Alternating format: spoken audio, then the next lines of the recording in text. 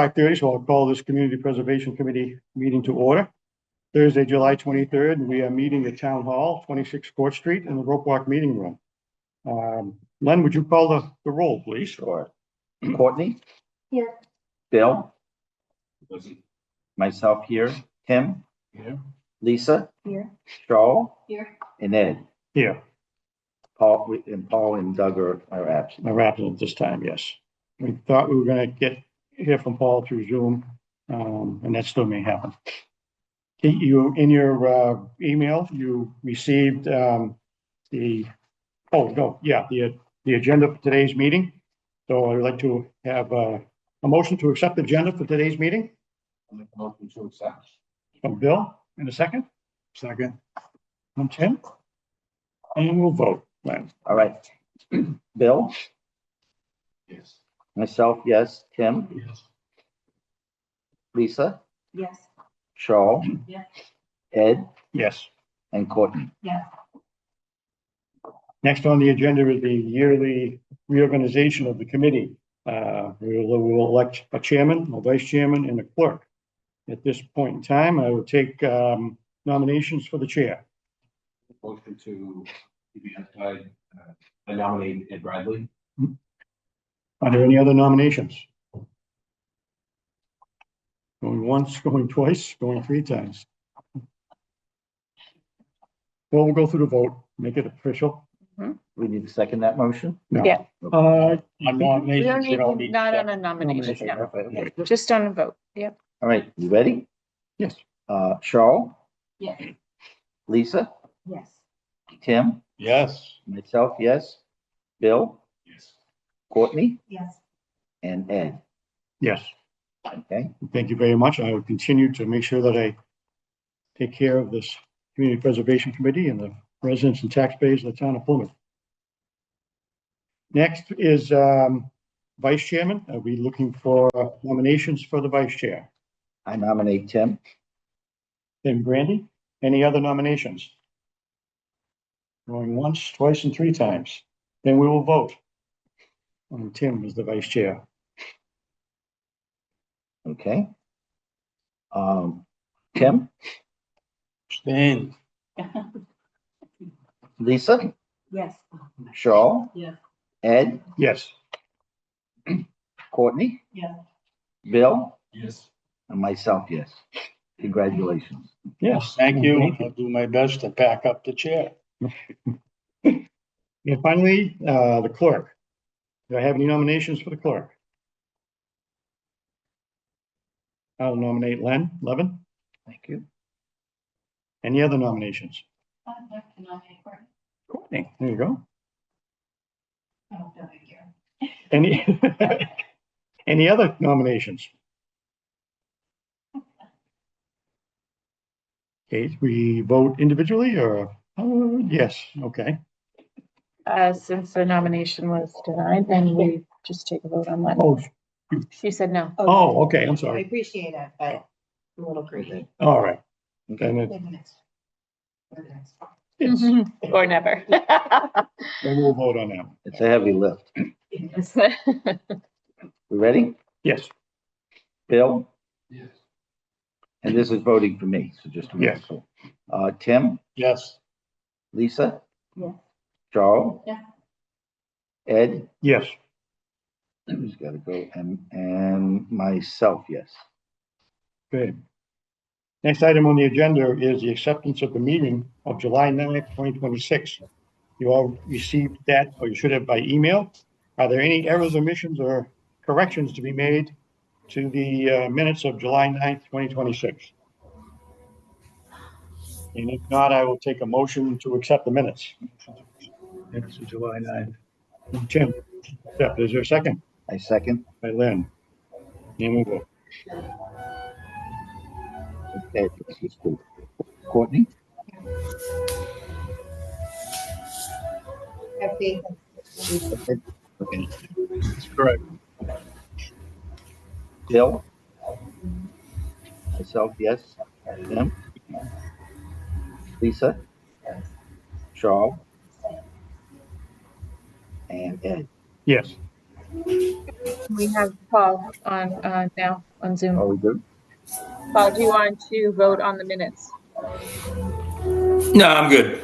Abstain.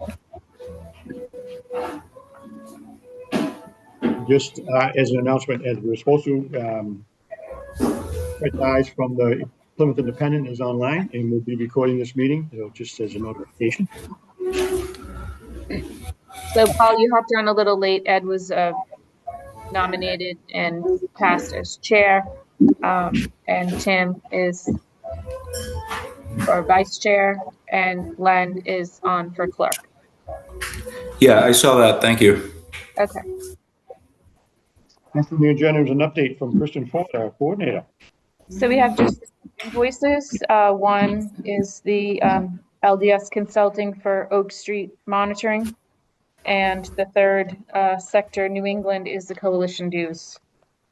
That's all I have for today. Any questions? What did you say monitoring? That was during the time when they were closing it out. Nope. So this is the final step to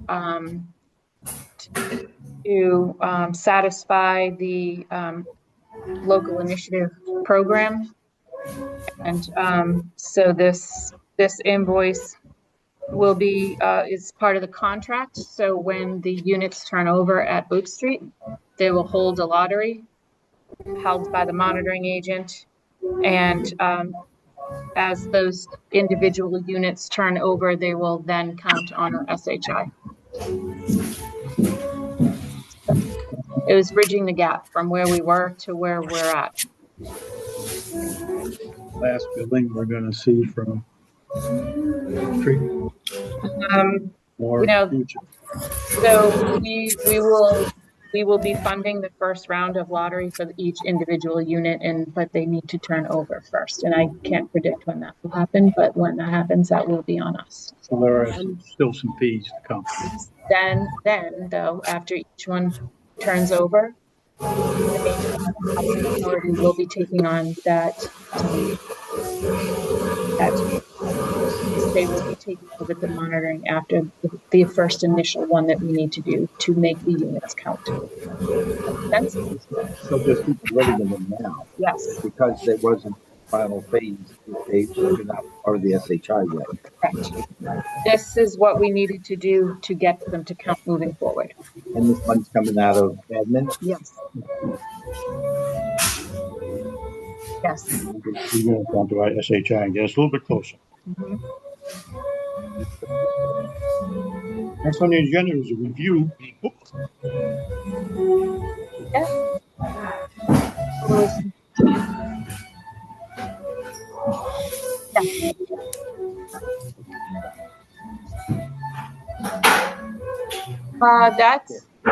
That's been their name now for either 4 or 5 years. That's not a new name.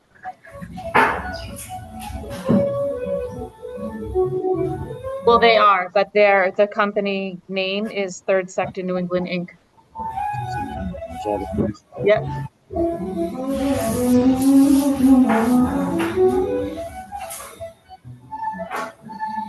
Yeah, sure. So they are a resource for us, for Any of us. any of us, yeah, and for any type of yes, technical support, assistance. I talk to them regularly. They keep all CPC articles and spending throughout the state. You can look by town, city, year. They also they keep any court decisions that have come up over the years. So they're references for us to go, and you can go to their website, statewide coalition.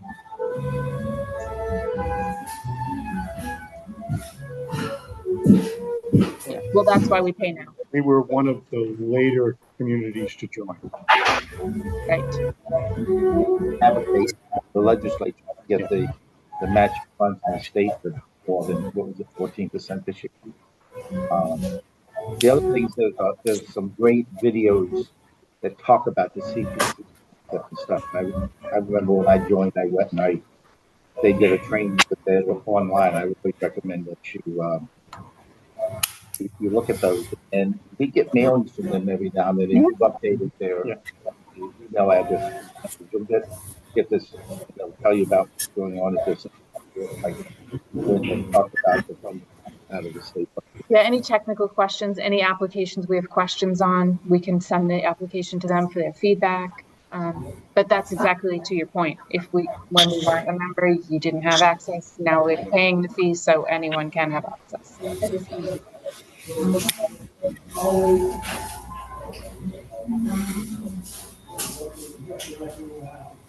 These people can dictate the regulations in the court decisions specific to CPC. I suppose any council could find them sometime involved, whereas it's at their fingertips.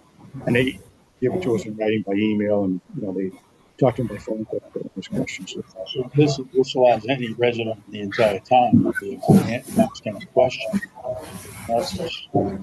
Yeah, I know in Rockland, Previously, you couldn't do that without paying.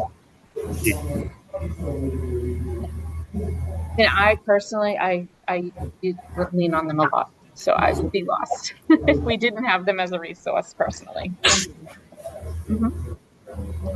Some of the vendors would be, Are we going to take a motion, or are we just accepting? oh, we could accept the bills. Yep. Accept those two bills. Make a motion to accept both. Okay. What was the motion? To pay the bills. Yeah, they'll accept it to invoice. Lisa, Paul, Yes. Tim, myself, yes, Bill, Courtney, and Ed. Yes. Everybody. Review of the application for first up is the Plymouth Bay Coalition for the conservation restriction application, and Brendan Ennis is here to explain that exactly what we're getting and what we have protected. Good evening. My name is Brendan. Nice to meet you. Thanks for having me. You've seen the application you submitted in the day. Some of you saw that I have presented this project to the conservation commission. So what I try to do is a few simple slides, very similar to those presentations that are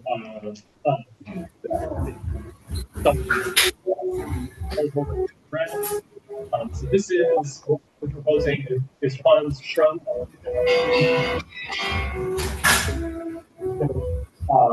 for the acquisition of a conservation restriction on a piece of conservation land that would be acquired by the Bay Coalition simultaneously.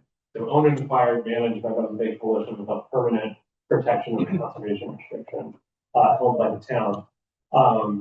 It's a large component of an even larger project, so that's how I present it in the proposal and how I'll explain it to you today. So it is the Man Cranberry Farm at the very southern extent of town. We're calling it Buttermilk Bay Conservation. Sorry, That's good. Steve's gonna have one. Question. Conflict. So it's on both sides of the Highway 25. That's how a lot of people are familiar with the property. But it's also head of the Bay Road in Bourne, actually, the majority of the property being in the town of Plymouth. You can see on the first slide, the first picture here, a big part of this is conservation land continuity, so large contiguous area. There is existing protected land that the Conservation Commission holds on the east side, as well as complementary similar land on the south side in Bourne, and then on the west side, existing land that's owned and managed along Red Brook, the Lyman Reserve that's managed by the Trustee for Reservations, and portion of that property on the northern end is managed by the station, which is the wildlife. So this project would actually connect those. It's a big piece of creating nearly 900 acres of contiguous protected natural open space. Our organization, which actually is a nationally accredited land trust, we do a lot of land conservation. I'll just simply introduce, as it became apparent a couple of decades ago, that one of the most important ways that we're able to protect water resources of the bay is actually by protecting land in the watershed. So preventing land use conversions in specific areas that have that if converted to other uses would have impact for water resources. That's a big driver here because of its proximity to the estuary. Everyone knows about the concern about nitrogen loading. Obviously, there's some nitrogen being added as fertilizer to these bogs for that and stuff, but also the conversion of land to develop to septic systems in areas that don't have sewer that close to the estuary is also increase the nitrogen load. So that's a big driver for us. It's important. We're identifying properties like this that can have big impacts on preventing further water quality degradation and ecological change in the coastal water. Obviously, with the contiguous natural habitat, really important for ecological resources of fish wildlife habitat benefits. And then, of course, a large area to be accessible to the public for the community to enjoy, to get out there and walk on. So here, actually, with the connections with the adjacent land, even opportunities over time to have connecting trail systems to enjoy this area. Just flipping the page to get into some of the details of the size of the project, total size.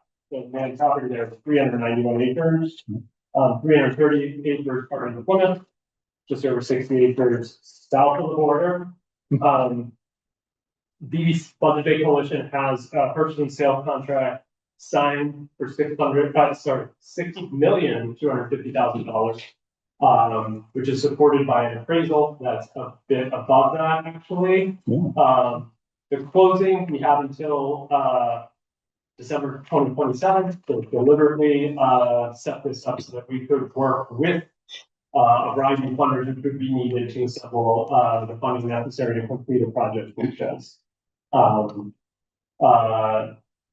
point out, because people are most familiar with this property because of the four structures that were built on it about a decade ago, I guess. Those are subject to a lease that continues until 2044. And our purchase of this property would include the land under it. However, the lease is separate from that, and the valuation and the appraisal is completely separate. So obviously, those have a value that puts it a little bit out of reach for us, and so we're acquiring it with the intention that in the future that use changes potentially, but that the protection of the landscape underneath it is very important to act upon right now. There are two residences on the property, in addition to, if you're vaguely familiar with the property, you've probably driven along 25 and see that there's a couple of hoop houses and greenhouses and barns associated with the cranberry operations, but there are existing two residences on the property. The landowner lives there, and then there's a older house, sort of original house, I think that was his father's home that he rents out. So the approach, pointing this out, so there's actually four components here, and really the subject of the proposal is one of the components, and it is the largest component, but I'll talk about the others first, so you're familiar with it. So north of the highway, not subject to what we're talking to you about. We do intend for that to be conservation land, for those bogs to be retired. Our hope is that we can work with the state so that is managed as part of the adjacent state wildlife management area that abuts that property. 103 acres of the property is outlined in yellow on this page. That is where the houses, the buildings are located. And in the long term, that's not of interest to us. However, we don't want that to be further subdivided and developed. So the approach is that we acquire this as a whole. Title to the north side goes to the state agency. Title to that would come into us, but we would immediately market it subject to a conservation restriction that we would hold on that property. So we have an exclusion around the houses that would allow a buyer to use it as a large acreage estate type residence, but it would not allow the land use to be changed. The conservation restriction would call for the retirement of the cranberry operation. So it would not be sold to another, it would not be sold for the purpose of cranberry agriculture. We would hold the conservation restriction, but that would come through the town, as that process works. So that's what we're calling the resale property on this at least. The largest component is the east side, it's 240 acres, extends from the road frontage on head of the bay all the way up to 25, with west of the rest area, and immediately abutting the town of Plymouth Conservation Commission land. The intention here is that Buzzards Bay Coalition would retain ownership of that parcel as a publicly accessible conservation property. Retire the cranberry bogs and restore wetlands in the cranberry bogs. And open the property to the public, managing a system of trails through there. Talk with the abutting property managers about the opportunities for how that would be connected. And so at the same time, that's the long-term use, at the same time as closing, what we hope to do, and what we have talked to the Conservation Commission about, is that we would purchase the property from the landowner, and on this property, on the Plymouth portion of this 240 acres, the town of Plymouth would simultaneously acquire a permanent conservation restriction. And similarly, the town of Bourne Conservation Commission would acquire conservation restriction on that. So the Buzzards Bay Coalition owned conservation property would be permanently protected by the municipal conservation commission's levels. And what we're looking for from you is seeking for the town to purchase that conservation restriction simultaneously as a way to partner with the town to bring in CPC money to help us meet what is really the restricting factor, which is our financing contingency to get to our purchase price. So what we're proposing is $750,000 towards protecting that what is 179 acres in Plymouth. A portion of the Plymouth of the 240 acre conservation land is 179 acres in Plymouth. So a purchase of a conservation, not simultaneously with the. That's my summary, and understanding when I'm writing that with some maps, but I hope it helps in the proposal to help you understand how that goes. There's these other components, so I don't mean for that to distract, but I am pointing out that our intention is to purchase the entirety of the property and protect the entirety of the property. However, we're not to meet the cost.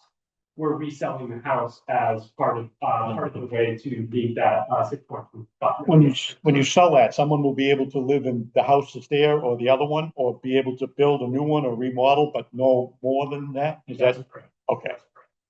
Yeah. No, we would put it on the fair open market with the conservation restriction as part of the listing arrangement. So the broker would be looking for buyers who are looking for acreage without the ability to change that acreage. Some people like that for privacy, for recreational uses for their family, and that's the goal here. Yeah. Bill has a question? Yeah, so, And then Tim? the 103 acres on the yellow section, Yes. the resale property, will that, have easements travel across from, Yes. the Yes. 240 So that you can get into it from the living easements that, access driveway easements so that you can get in. There is frontage on the road. no, I was thinking about an easement for the public will be able to go on 240. No, no, in order to claim for the property. Yes, I get it. Sorry. I was just trying to get it out. I'm trying to get it out. So the 240, which we're going to permanently restrict to the open top. Yeah. I was wondering, this yellow section, do we have easements over it for the public to hike onto the other conservation areas to the west? No. Okay, that was my question. Oh, to the west, yes, the intention is for a trail connection to the west. Yes, that's what I- Correct, Okay. but not easements to walk through what we're. No, given it, however. Yeah, it's the easement of a trail from 48 to 22. That is correct. Yeah. Yeah, So- thank you. I'm sorry, I misunderstood. Especially since it followed up on the concept of me explaining that we're using it to actually sell the property Right. to a willing buyer, and the idea that, hey, you want to buy my property for free, but everybody can walk on. Yeah. Correct. In order, and the intent is to have the easements that can connect to the lines.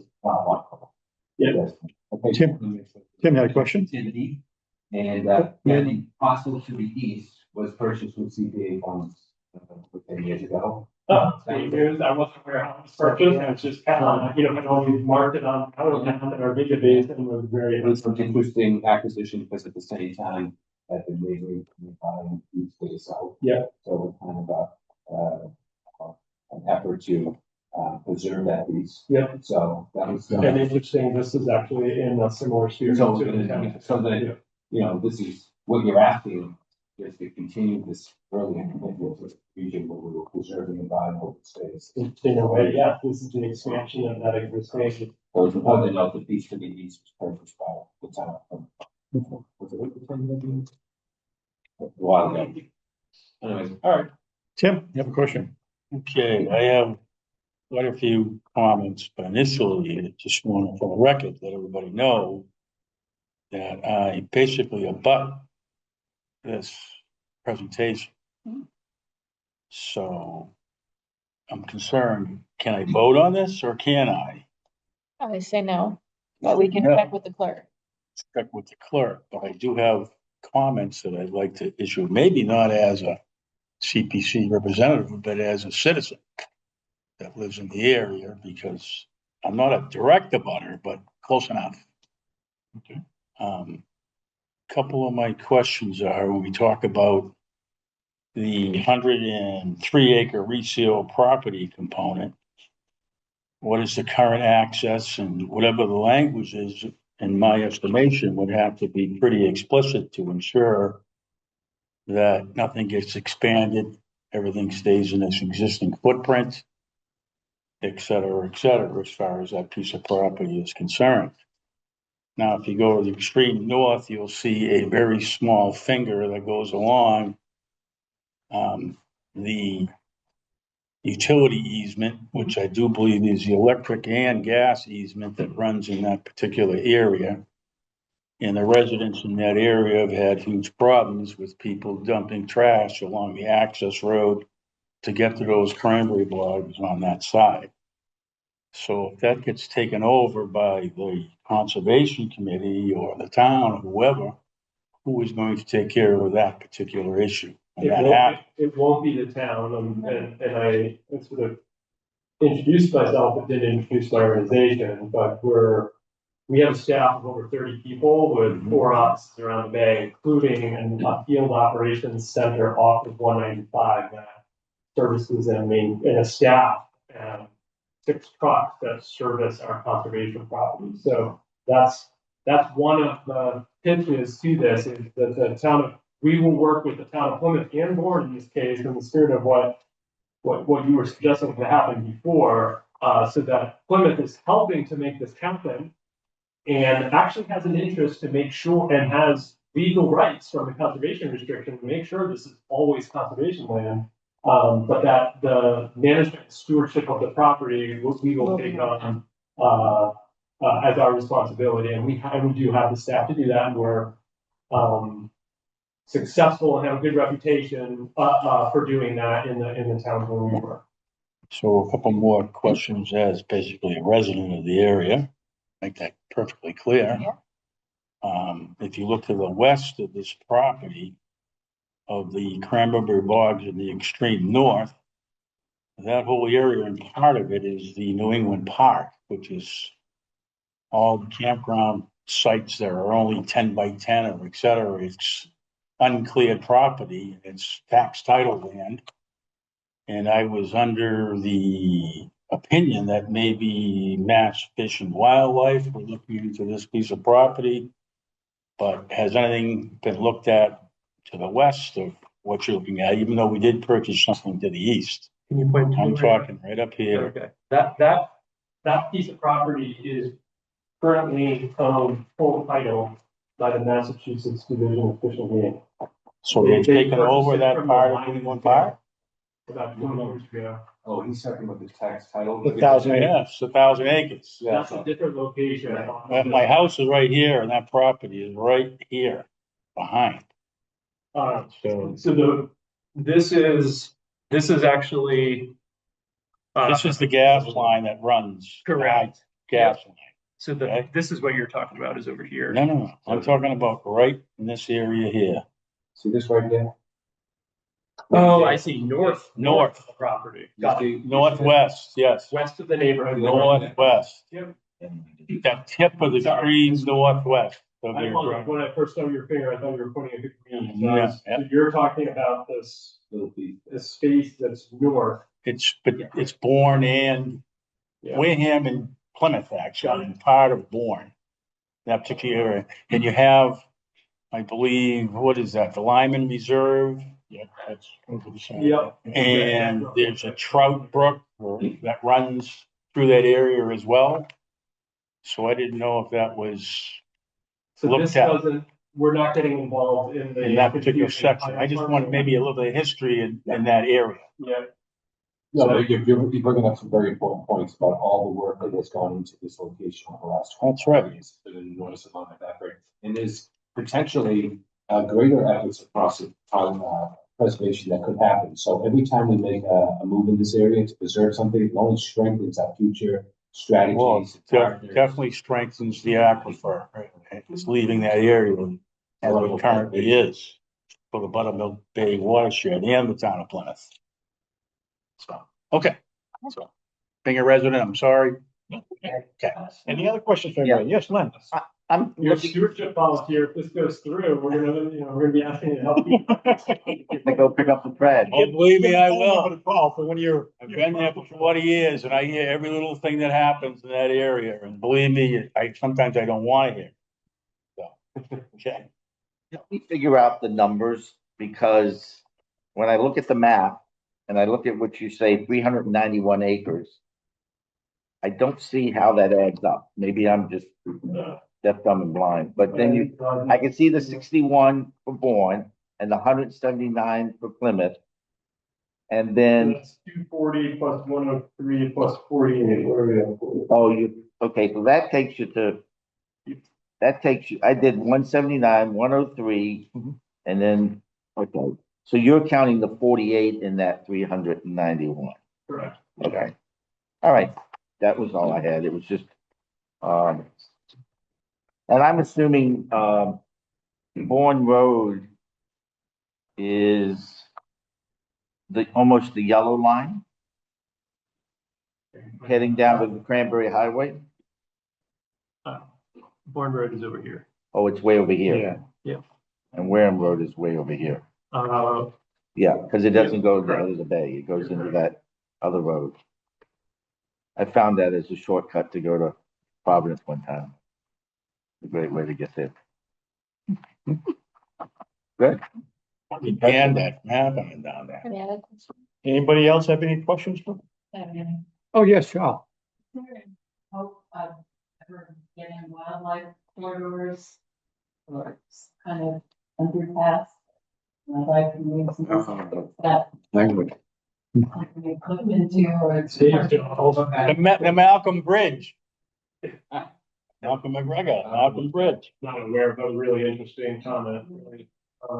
Mass DOT is working on its first highway underpasses of Western Mass, the very first ones they've ever contemplated.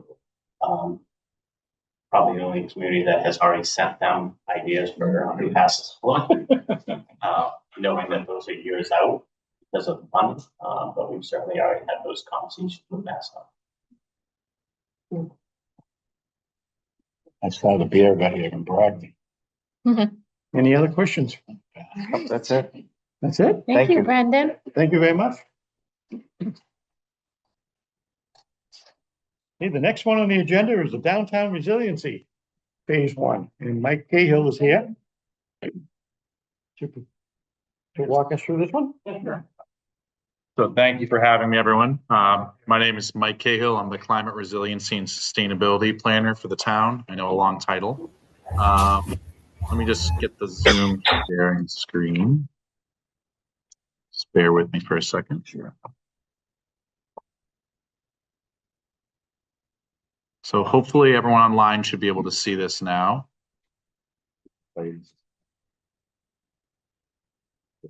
Perfect. Great. So this is the Downtown Resiliency Project. I think this is a project that many people are aware of. Our request is specifically for Depot and Shirley Square. Excuse me. This was a project that was first imagined back in 2023. Excuse me, by my predecessor, Mark Reel, and the town manager. This project seeks to redesign 3,000 linear feet in the downtown area, running from the Main Street Extension parking lot to Samoset Street. The main goal of this project is to mitigate urban heat island effect. For those of you that are unaware, urban heat island effect is areas that are urbanized that have quite a bit of gray infrastructure, either in the form of asphalt, pavement, large buildings with dark rooftops. These are areas where heat is effectively attracted and retained.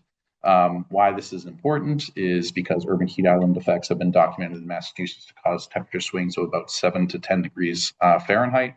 Additionally, in Massachusetts, we're beginning to see an increase of days of over 90-degree heat, and extreme heat is the largest risk in terms of deaths associated with weather-related incidents. So to make this area more comfortable for pedestrians, tourists, people shopping in this area, people visiting really the heart of downtown Plymouth, our goal is to mitigate urban heat island effect. So very early on in this project, we determined that the best pot of funding for this project was the Massachusetts MVP grant program, Municipal Vulnerability Preparedness Program, to limit the ask at town meeting and the burden on the taxpayers. We decided to break this project into two phases, phase 1 and phase 2. Effectively, that would give us 2 bites at the state apple when it comes to grant funding for this project. So phase 1 construction is what we're here for you tonight with, and that's the Main Street corridor, Shirley Square, and Depot Square.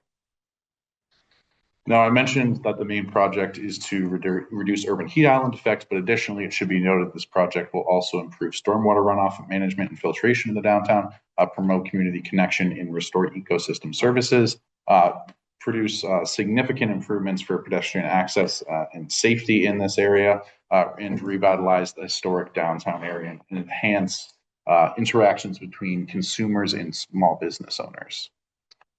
Now, I apologize for the small text here, but I included this to give you a scope, a sense of the entire scope of the project.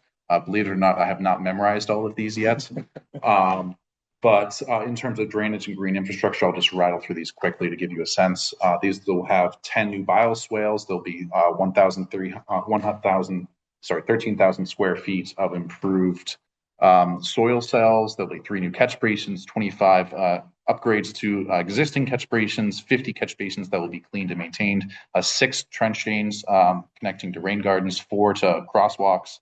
Then in terms of ADA compliance, there'll be 3,200 linear feet of compliant sidewalks, 10 improved crosswalks, 2 raised crosswalks, 28 ADA accessible curb ramps, 5 ADA accessible crosswalks, 23 bump outs, 6 new pole locations, and 6 adjusted locations. Then additionally, in terms of permeable surfaces, this will include 10,000 square feet of brick pavers, 5,700 square feet of planting beds, loam and seed mixed areas, 3,100 square feet, and aggregate stone, 1,600 feet. And then when it comes to vegetation, this will include saving 46 trees in the downtown area, proposing planting 86 new trees, 433 new shrubs, and 602 new perennials. So I know that was a lot of information. But in alignment with town plans and other town priorities, I think this is important to note. This project is directly aligned with our MVP plan, Municipal Vulnerability Preparedness Plan, that was released in 2021, our Climate Action Plan, which was released in 2024, the Plymouth Center Waterfront Area Master Plan Update from 2019, the Plymouth Public Space Action Plan from 2007, and then finally the Plymouth Center and North Plymouth Circulation Mobility Study that was recently released in 2024. So to give you a sense of what we're looking at, this is Depot Square here. This is the existing conditions. from the roadway. This is what the new entrance to the park would look like. As you can see here, the new improved crosswalks, additionally vegetation and permeable surfaces throughout this area. This is an overview of Depot Square Park itself. And so if people need to orient themselves, this is Samoset Street that's running, or where it turns into North Park Ave. There is an existing park here with, I believe, 7 trees. This will add 6 new trees. You can see the improved pedestrian connectivity running through the park, making this area a little bit more hospitable. I think this is a lot of people's first impression in Plymouth. You know, as they get off the highway, they go towards the downtown area. This will create a welcoming park, making really bookending the downtown district. And then moving towards Shirley Square, this is the roadway view going towards the area. This is the aerial photo. As you can see, I believe there's only 1 tree remaining. 2 of them have come down recently. This project will add 13 new trees in this area. Also improved sitting areas over in Shirley Square, improved permeable pavers, and like I said, that native vegetation into the site as well. And then moving on, just seeing the further extents of the park here. And I should also note, when doing this project, we did extensive historical research, and it became clear very early on that the goals that we're trying to achieve in this project are directly aligned with the historic area here. These areas were, had wide sidewalks, pedestrian connectivity in the past, with large trees overhanging the street. What we're trying to do is get back to some of those historic features, and they fall directly in line with our resiliency goals as well. If you looked within the application, you may have noticed that there was a question on some deed research when it comes to Shirley Square. We were able to determine that this parcel is not actually, in fact, a parcel. There is no book and page associated with this park. Working with the planning department and the engineering department, the assessing department, what we're doing now is we're going through the process of Mass General Law in 81X, which will get this area surveyed and get it added in for a book and page. So although that is not currently completed right now, we're working on survey. We expect to have that done in short order, which would allow us to assign a book and page for this parcel and then put restrictions on it. You don't have a deed going out, you're going to get a book and page. So these blue areas are where the parcels are. Okay. That park falls within the roadway. Yes. So what we would do is we'll survey it, add a parcel calling out this park and denoting it as a park. Okay. At that point, we'd have a book and page and could have all the proper restrictions. Into the request. So the total project cost for phase 1 construction is $5.9 million. We've requested $3 million through MVP funding. That request was due back in the spring. We expect to hear back in the fall whether we will be awarded that funding. Additionally, we'll be having a $2.3 million request at fall town meeting as a capital request. If our application to MVP is unsuccessful, our award will be withdrawn at town meeting. In this request that we're looking to do is we're looking to acquire $662,987.98 from CPC. That money would be split between Depot Square Park and Shirley Square Park, once again, only being used at those park locations. And it's $233,095.74 for Depot Square, and Shirley Square would be $429,892.24. In terms of a timeline, like I mentioned, we submitted to MVP back in the spring. If we are successful with our town meeting request, we would begin the bid process for construction in October. Following once funding becomes available, I anticipate that we would be able to kick off construction in January 2020. That should say 2027. That'll be January 2027, and construction for phase 1 will take 2 years, and we expect it to be complete in June of 2028. With that, I'm happy to answer any questions if anyone has any. So, can you go back a slide? Sure. So what you're asking us for is the money to just do the 2 squares. Correct. Yeah, that's it. Yeah. So if you get none of the other money, you still want the money from us and you're gonna still do those 2 squares. If we get none of the other money, we would withdraw this application as well. Okay. And when do you think you'll know you'll get the grant? We should know by the fall. We'll definitely know by town meeting. Or I hope that we will know by town meeting. We were expected to know by the end of the fiscal year. When we reached out to them. Yeah. Talking about the coalition, you know, there's been legal cases where other towns have tried to use CPA money to do similar projects, and the ruling was against it, and they had to do that. Are you talking about issues with sidewalks? Sidewalks and all this kind of money. Drainage, road improvements can't be used. Yeah, I guess the question is, I guess we're gonna call these pocket parks. Correct. What exactly, like in Depot Square, what would we be buying for $233,000? Yeah, so What that's would every one of those dollars? that's a great question. So within the application, we specifically call out each feature that would be that funding would be allocated to. We had to get a little bit creative when it comes to funding because we understand the stipulations on CPC funding Yeah, that can be used Right. for. There isn't really anything for resiliency. It has to fall into one of the other categories, and Correct.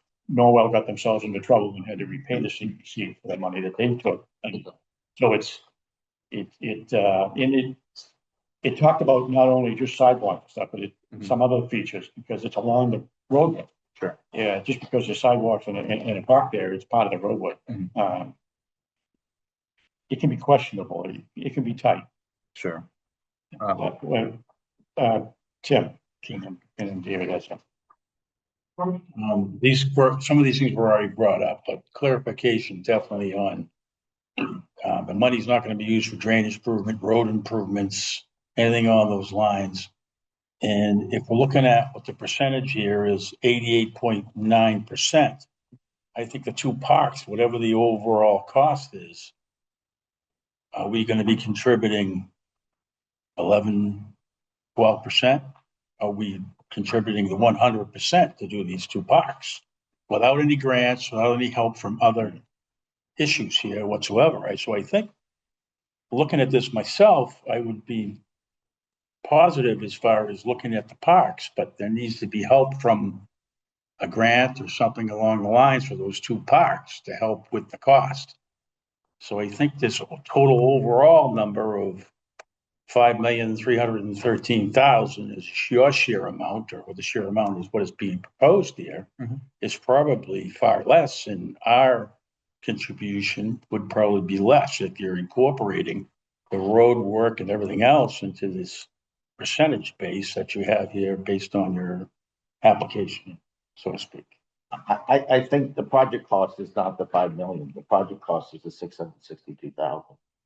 You're asking us to fund that.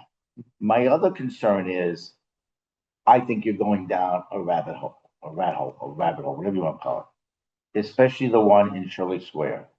You're going to deed that piece of sidewalk, whatever you want to call it. I'm not going to get into the specific. And then it's going to have restrictions. And along comes something that needs to be done with a property owner's building. And he runs into that. And all of a sudden you've got, I'm not going to say the word I would say, but you got a show. And what's going to end up happening is the town's going to spend a lot of money trying to straighten it out. You know, I'm all for this. Don't get me wrong. I'm all for this. I just think that this is not, I think you're stretching the interpretation of open space, historic, and recreation here under the guidelines of the CPA law statute. And I'm just really concerned that you're setting a precedent. I've never heard of, in my research and what I could find, of a piece of public sidewalk having a deed restriction.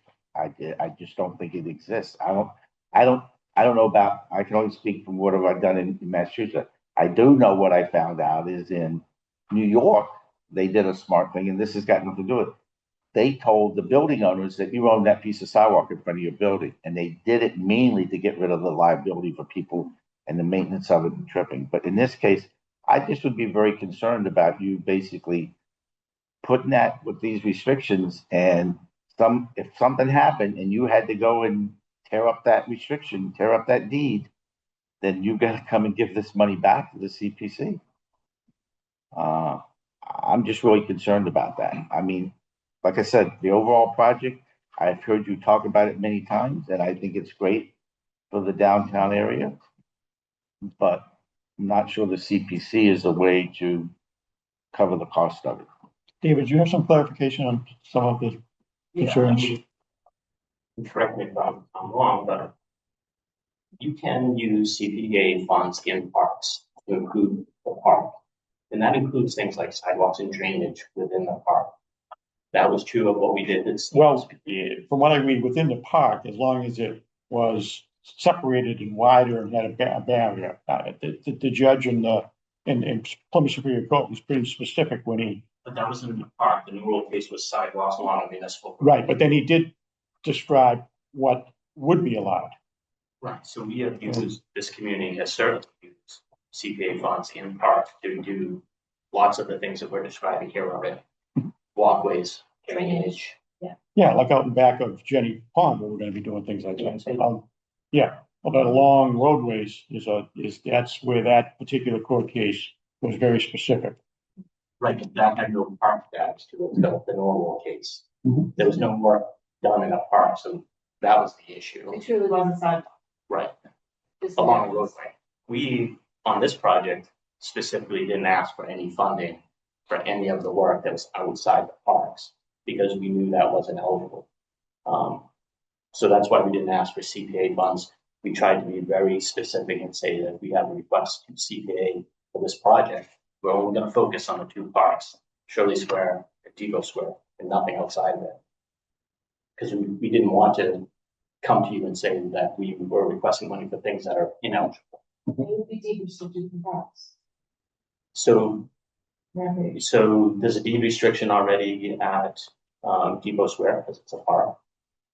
I believe that while it's not deed restricted at Shirley Square, it has what's called Article 97 protection on it already.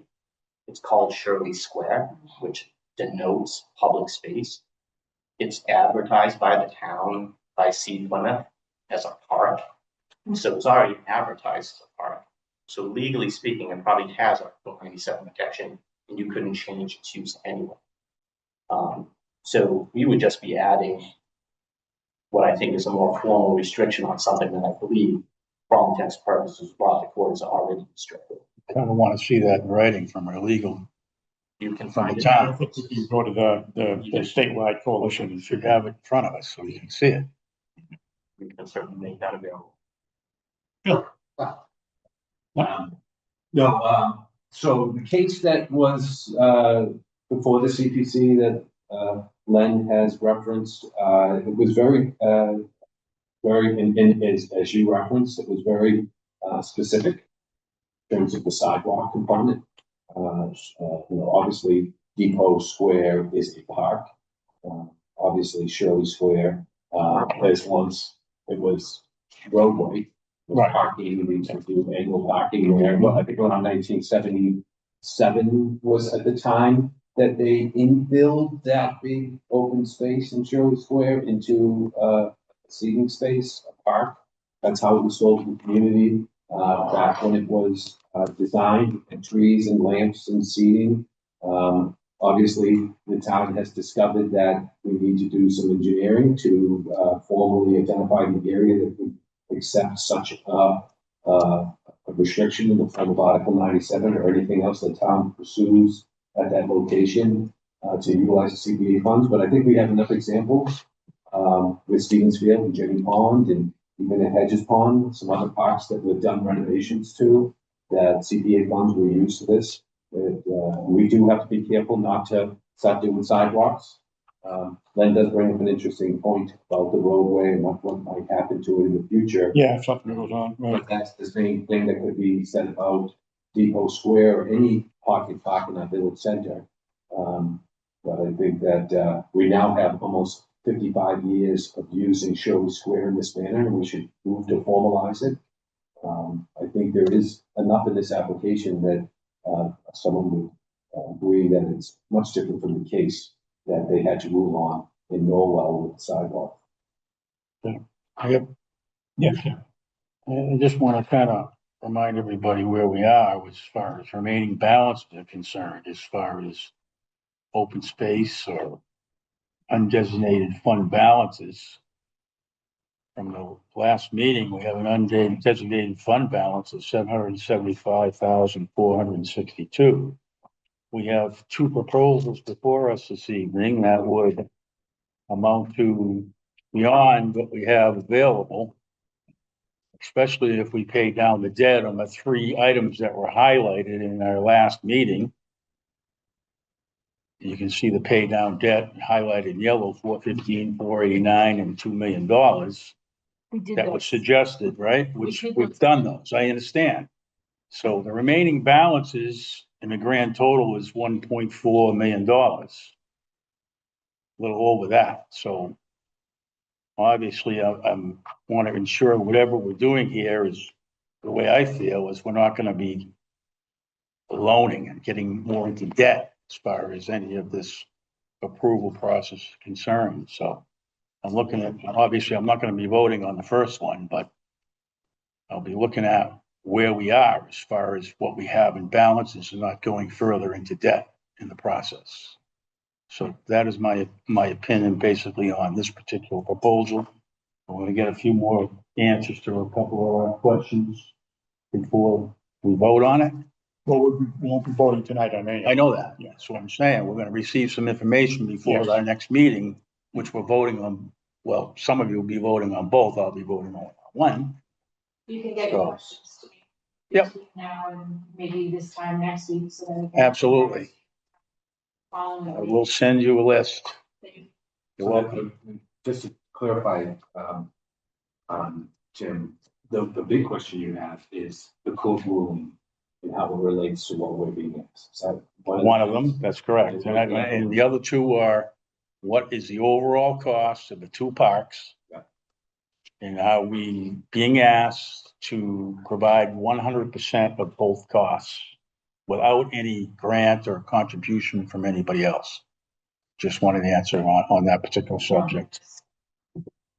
Tonight. I know if they can't, but they can before the next meeting, right? It's not 100%. Yes, it's not 100%. I can get you the exact percentage. So show me the percentages if you Yeah, could. I can definitely do that. I'd appreciate that. Thank you. So they can, but I think just one thing I think we have to know is that there are opportunities that arise in terms of how our staff achieve state and federal grants and how they maximize the effect of our CPA funded leveragement. We always have to keep that in mind. It was never meant to, we're not going in, I don't want to say that we're not doing what we can to get that number down from nearly $10 million. We got it down from 13 to 10. And I'm sure we're going to find opportunities to get it even further down.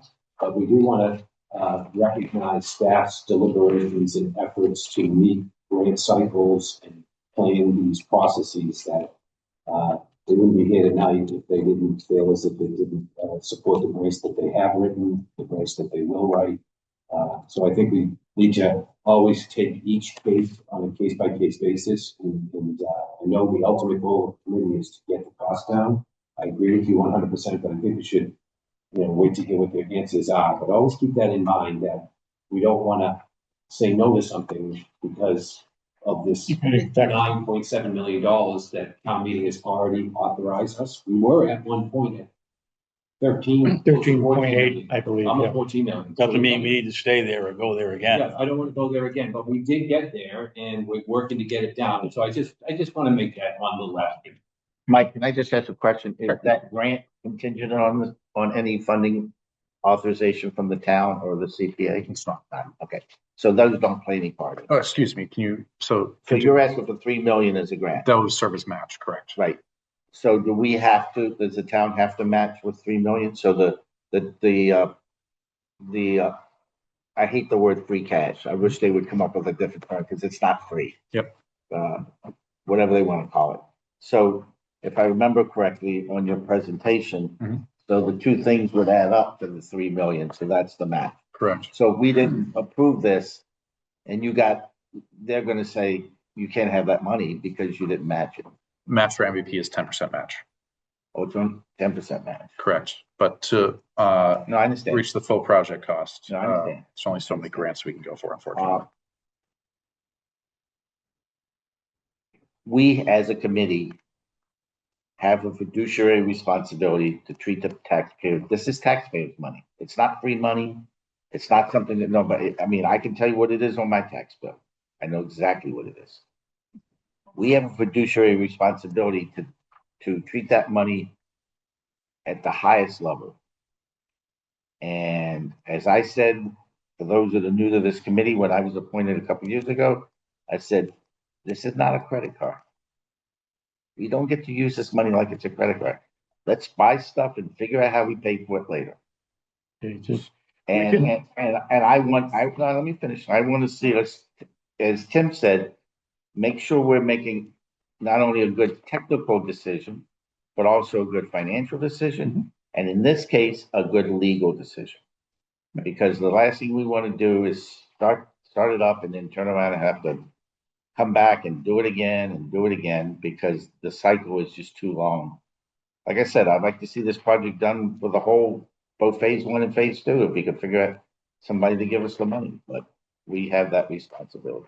And any questions we have, like I say, if we get them to Kristen, she will get them to David and Mike, and we'll get any answers. Does anybody else have any questions or comments or anything? I just have one question. So the plan that we're looking at, Shirley Square is about 98% completed design. Oh, it's 100% design. Oh, Correct. because I have this hope someday, in Shirley Square, outside for Warren, Focus Warren, that we do some more memorializing of Mercy Otis Warren. Within that house, correspondence. It's very historical square in terms of, it's named after Shirley, who was a general in French Indian War. And then in this house lived this Warren family. And Mercy Otis Warren was a leading woman revolutionary editor, writer of some great speeches and inspiration for correspondence. It's really kind of a spectacular residence that sits on Shirley Square that needs this recognition. I just hope that somewhere along the line, if we are going to dig up Shirley Square, to memorialize her in this location with some sort of, we did Massasoit in 1920, we did Governor Bradford on our waterfront in 1977. Now, 50 years later, it might be a good time to memorialize her in the square where she did all this revolutionary writing. So just, I'm not going to be that little quick application for history in the neighborhood. Sure. Yeah, we reached final design for this project back in July of 2025. Okay. But more than happy to talk to. Okay, great. Thank you. Thanks. Thank you very much. Thank you. I know you've been talking about this for a lot longer than you'd like to. Keeps me young. If eventually that tide's going to turn, you'll end up looking like me. Hopefully not. Next on the agenda is the David, discussion about appraisal, paying for appraisal for some land on a pond off Island Lake Road.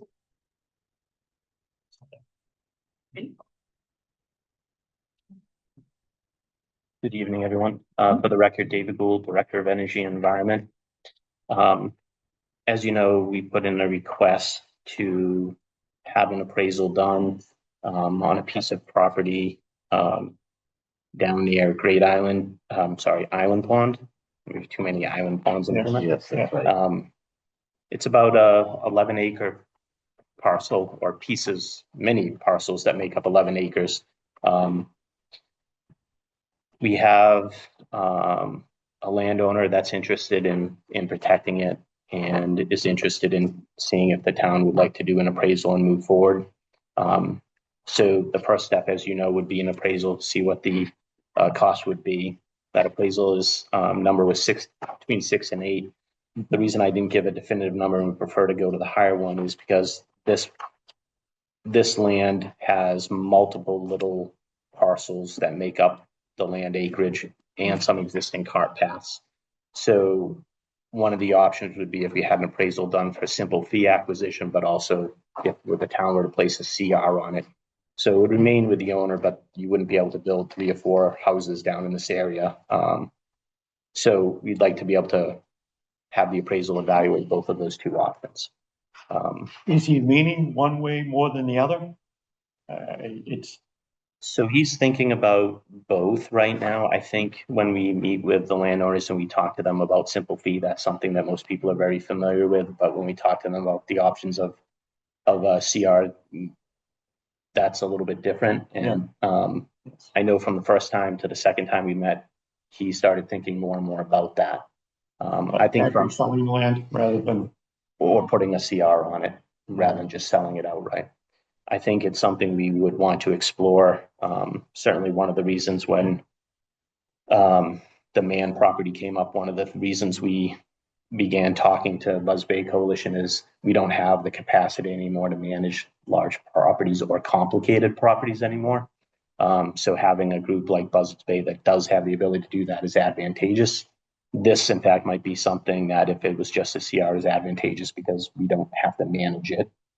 We just have to go around once a year and check to make sure it's still protected. So that's the basis for the request. From rather than just ask you specifically for 6, we said 6 to 8. Yeah. So this is the land off of Beaver Dam Road. No. I'm sorry. no, see to go further. Oh, okay. This is the other. I'm sorry. I got. Yeah, like you said, there's too many island ponds. Yeah. How much do you think the appraisal will cost and how long do you think it will take? Have you shown someone yet to do the appraisal? Or you kind of put it?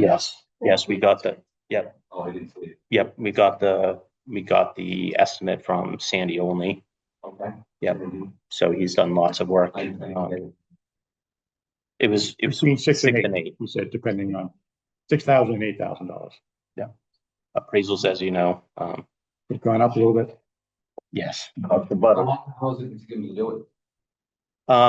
So in talking to Sandy, if he got this, we would have this by the end. If we were able to get it approved now, we would have it by the end of the year, the end of the calendar year. Yeah. Yep. And you think that, like Ed just said, they're entertaining both fee simple and CR. Yes. As I think is having, CR. there's certainly some advantages. That's why I would like to explore both. Yeah. I understand what a CR is. What's the conditions on the other?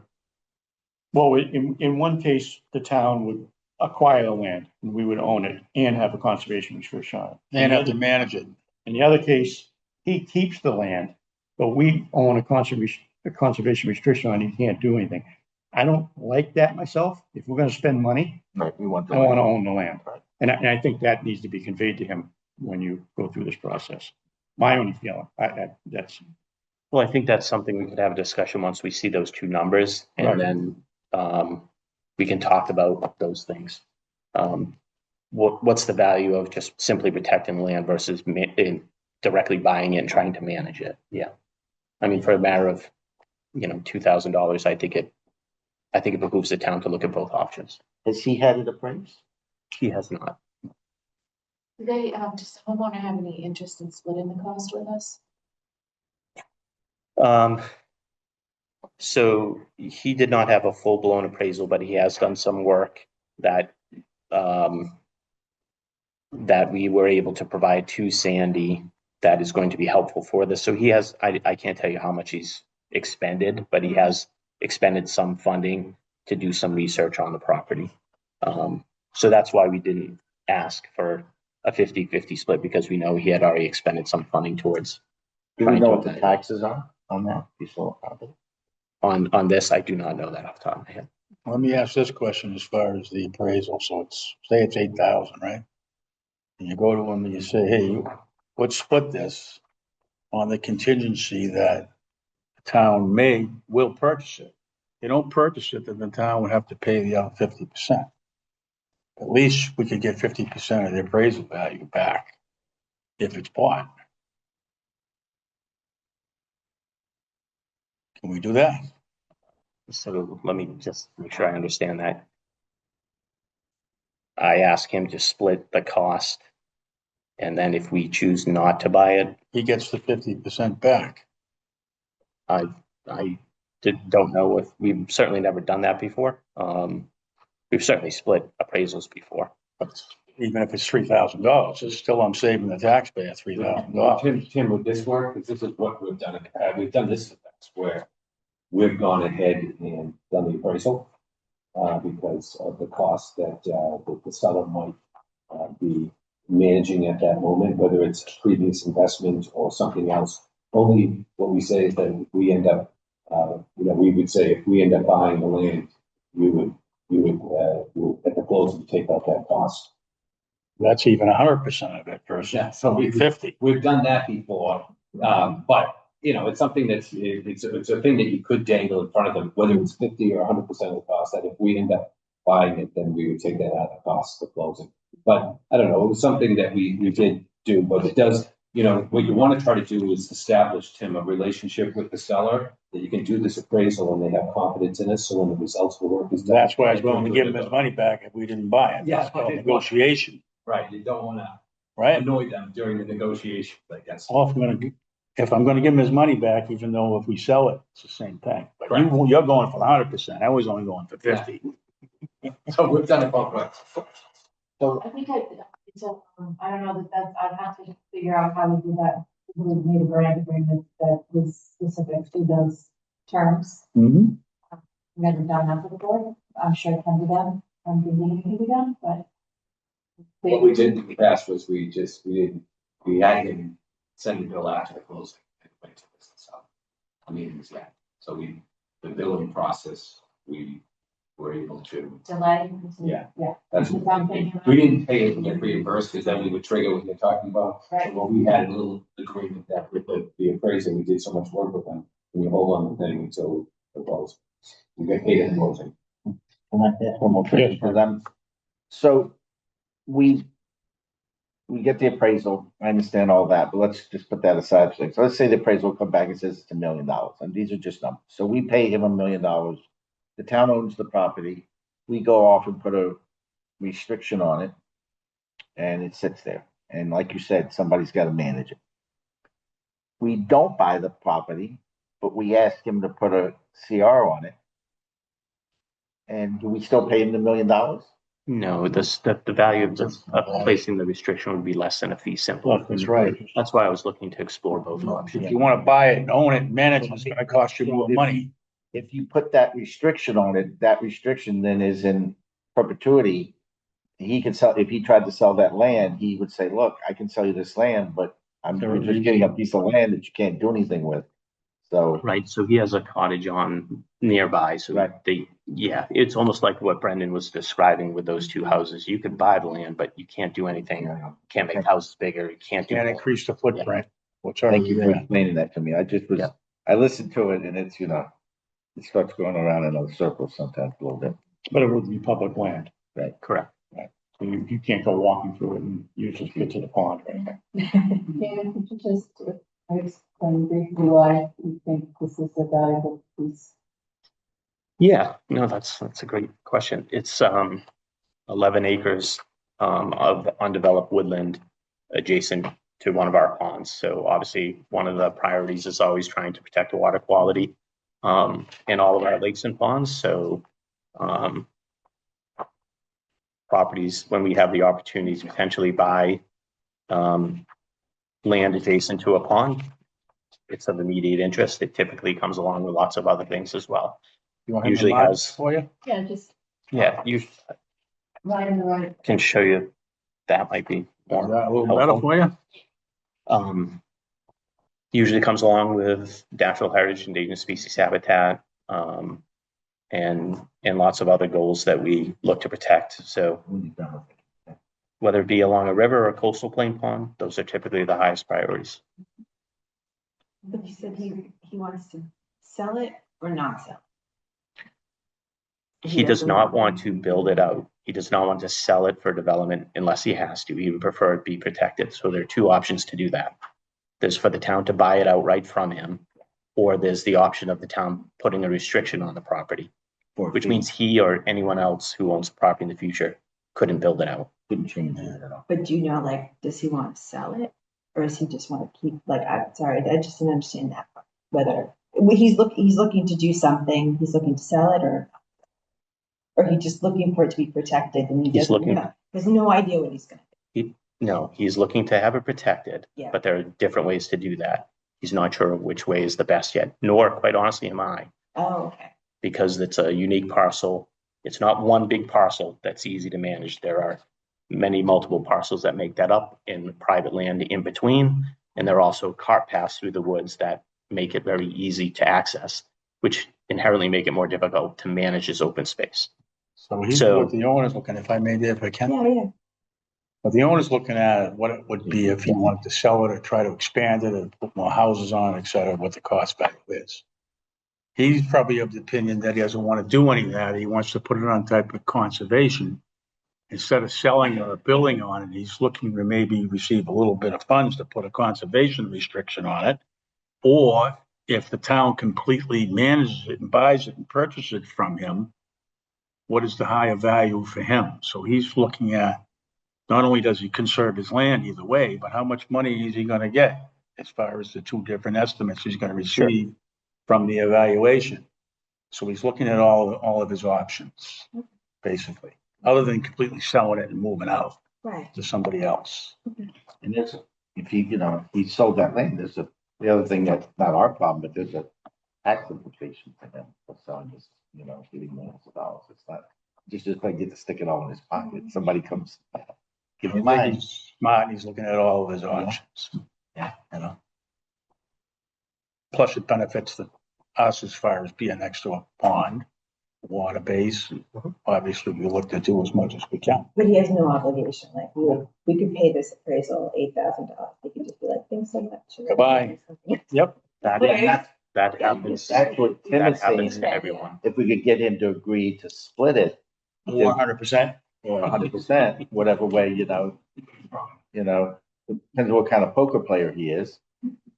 There's then the motivation for him to do something, because like you said, we could dangle the carrot, says you split it, and if we consummate the deal, we'll give you that money back. And it might not seem like a lot, but it's, people respond to different amounts of money. So how often do we do estimates average yearly? Yeah. I think definitely since I've been here, Bill. Because I think the last three we've done, I thought we did, oh yeah, you weren't here yet. We did one when the other person was here. the last few we've done, I've figured out how to use our operating budget and or others to help the town pay for it. So Right. Yeah. we don't come to CPC very often looking for appraisal funds. And just one question, it would come out of admin. We wouldn't have to do an article to get approval to spend the money. Okay.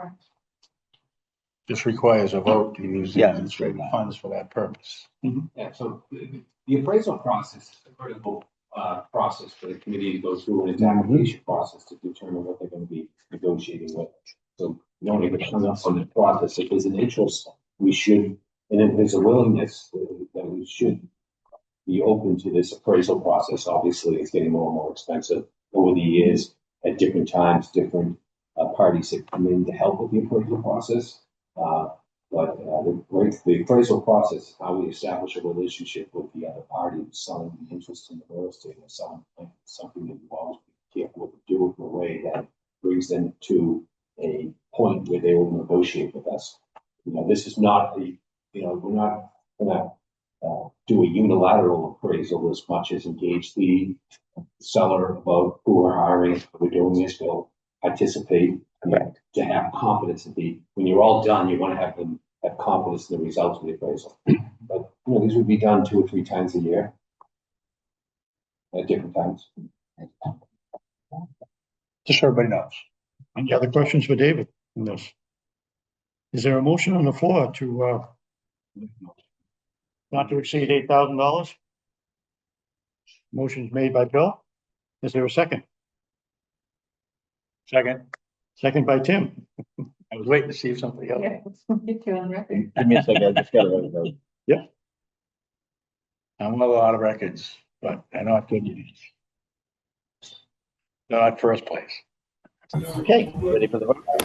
Any other? Yep. Motion to approve the appraisal for this piece of land. Fund the appraisal not to exceed $8,000. That's the motion.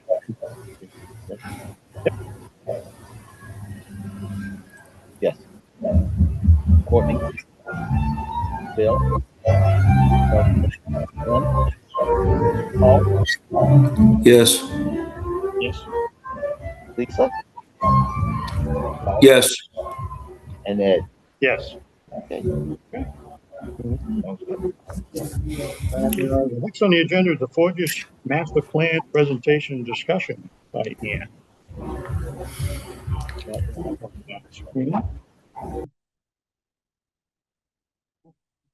92 million. Yeah. No request, it's just a presentation.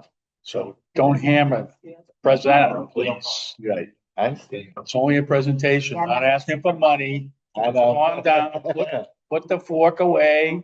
Just want everybody to be aware of what's out there and Yeah. Hi, everyone. I'm Ann Slusser. I'm the Recreation Director. So thank you guys for having me. I'm here to present the Forges Field Master Plan. It's not completed yet. It's more to have you guys take a look at it, see where we came from, why we produced it, and any changes you may want to see through CPC before it's actually fully completed by activists. So this master plan actually started because there were various groups asking for expansions to the park. There was a dog park request in it, a home lacrosse field, turf, bathrooms, water bottle filling stations. The walkways and pathways, if you've ever been there, improved because they're in really poor condition from the tree roots being coming in through them. So we kind of took a step back and said, what could Forges be? We didn't want to build a park and piecemeal it and make improvements to one park and then understand that that improvement could have been made in a different part of the park and really expanded what we could offer. So we did this master plan study, myself, the town manager, the HHS commissioner, and the park superintendent sat down with activists to really start this master plan. And so that's what you'll see here is kind of our presentation to you about what we put together with our input and from all the various youth leagues. So Forges is unique. It is one of the only complexes here in the town of Plymouth that every single youth group in the town of Plymouth uses. So even the Plymouth South Jaguars use it. Plymouth Little League uses it, even though they're based down in Manomet at the MRA. Every single group comes into this park to use it here in town. It's centrally located to all parts of town. It's not all the way far south and it's not all the way far north, so everybody can kind of access it. We use it in the recreation division for our flag football program, which has close to 400 kids in it, our smart soccer program, which has close to 300 kids in it, T-ball, and all these different activities. So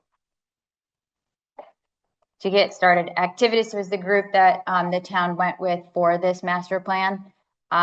They brought in teams to not only look at what we have for fields and in the complex, but they also are working on putting together documents for us to use to maintain the facilities. So they're going to put together a maintenance plan for this facility on top of just the actual recreation spaces. And I think that's something really important for us to understand is the maintenance that's needed for this park and what maintenance could be needed if we expand it.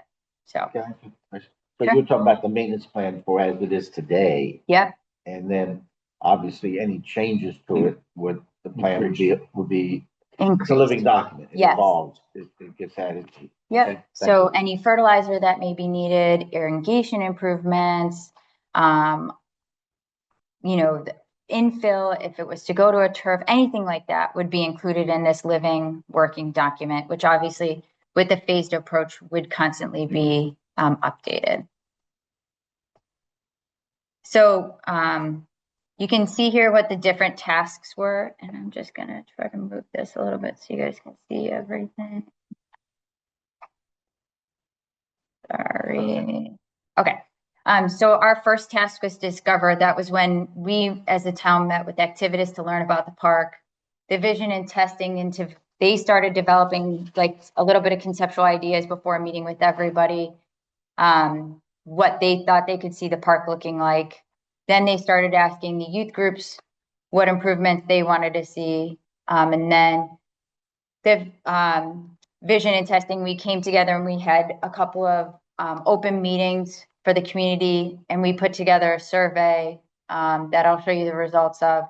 And they took the information from the surveys and all the different user groups and started framing this strategy. And now we have our feedback from the user groups and from the public that we've put together in almost the final plan for you guys to see, along with possible costs and how to phase out the project. And it's important to understand that this is a roadmap for Forges. I'm not coming asking you for $90 million. I would be foolish to ask that up front or ever, but it's to learn what this park could be and how we can try to develop it strategically, whether it's through grants, CPC funding, corporate partnerships, the league funding, or different ways, but it does give us kind of ways to generate that.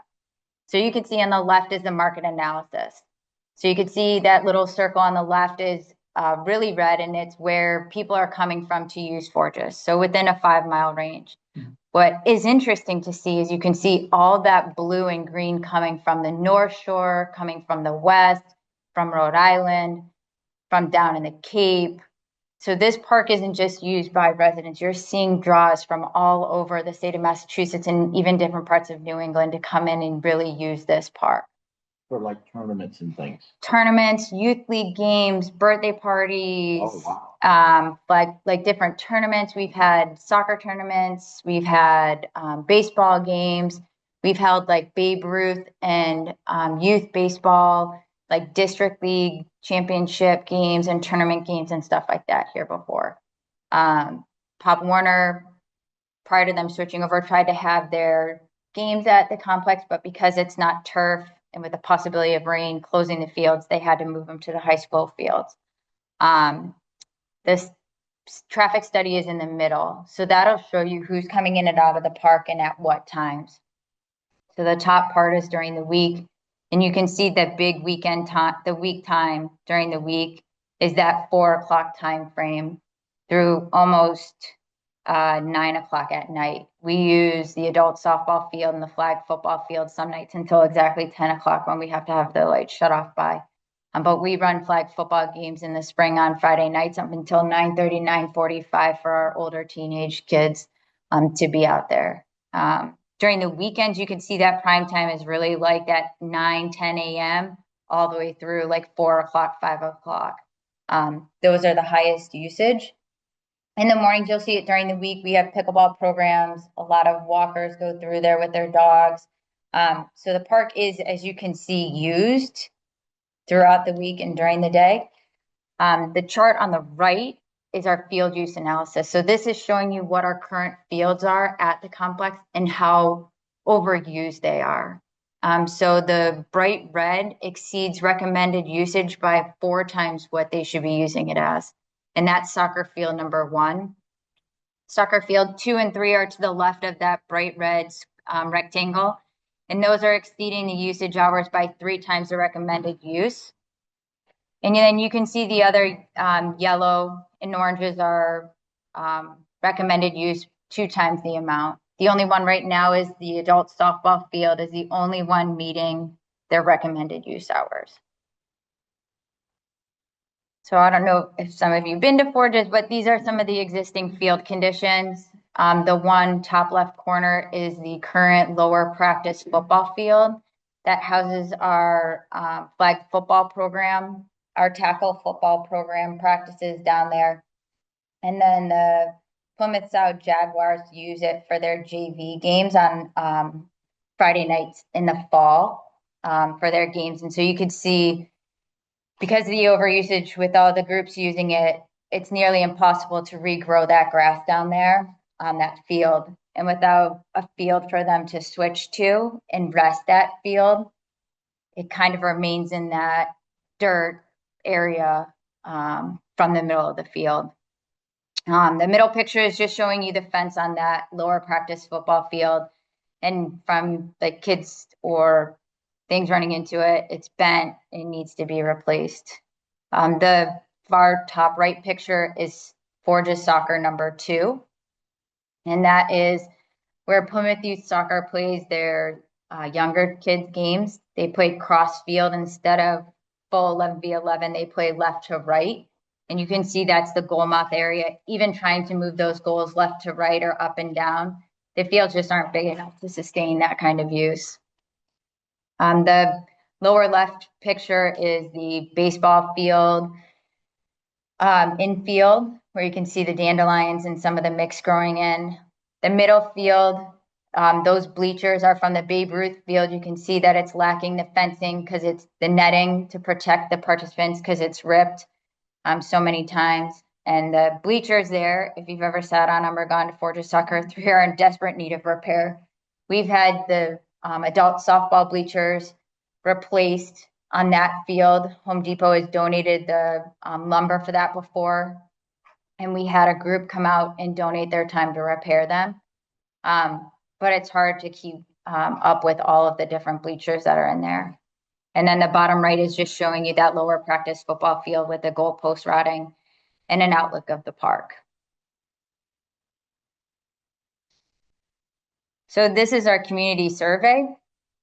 The bigger the letters is the highest request we had. So you can see that restrooms was the #1 requested thing in the entire complex.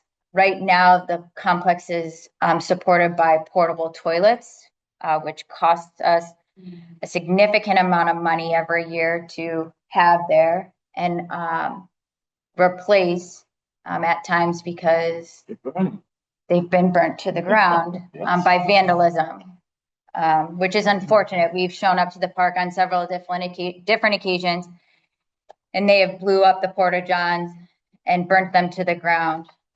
At Forges Soccer 1, it's happened. At the senior baseball field area, it's happened. And at the Forges pickleball courts, it's happened. So we would look at building more permanent restrooms in the facility that are harder to access. Right now, the portable toilets are right at the trailheads because they have to be serviced by the truck.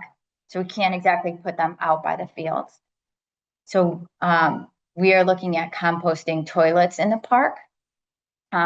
This concept came because I visited Warwick City Park down in Warwick, Rhode Island, and they have composting toilets. And they're great facilities. They don't smell. You don't feel like you're in the blue toilet. They're easy to maintain. So we would look at putting those throughout our facility. And they would be deeper into the park where it would be harder to vandalize because you'd really have to go into the park to do that.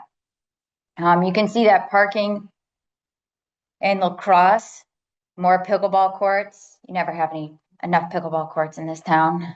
A water fountains, a rebound wall for lacrosse, path lighting, and things like that were big requests.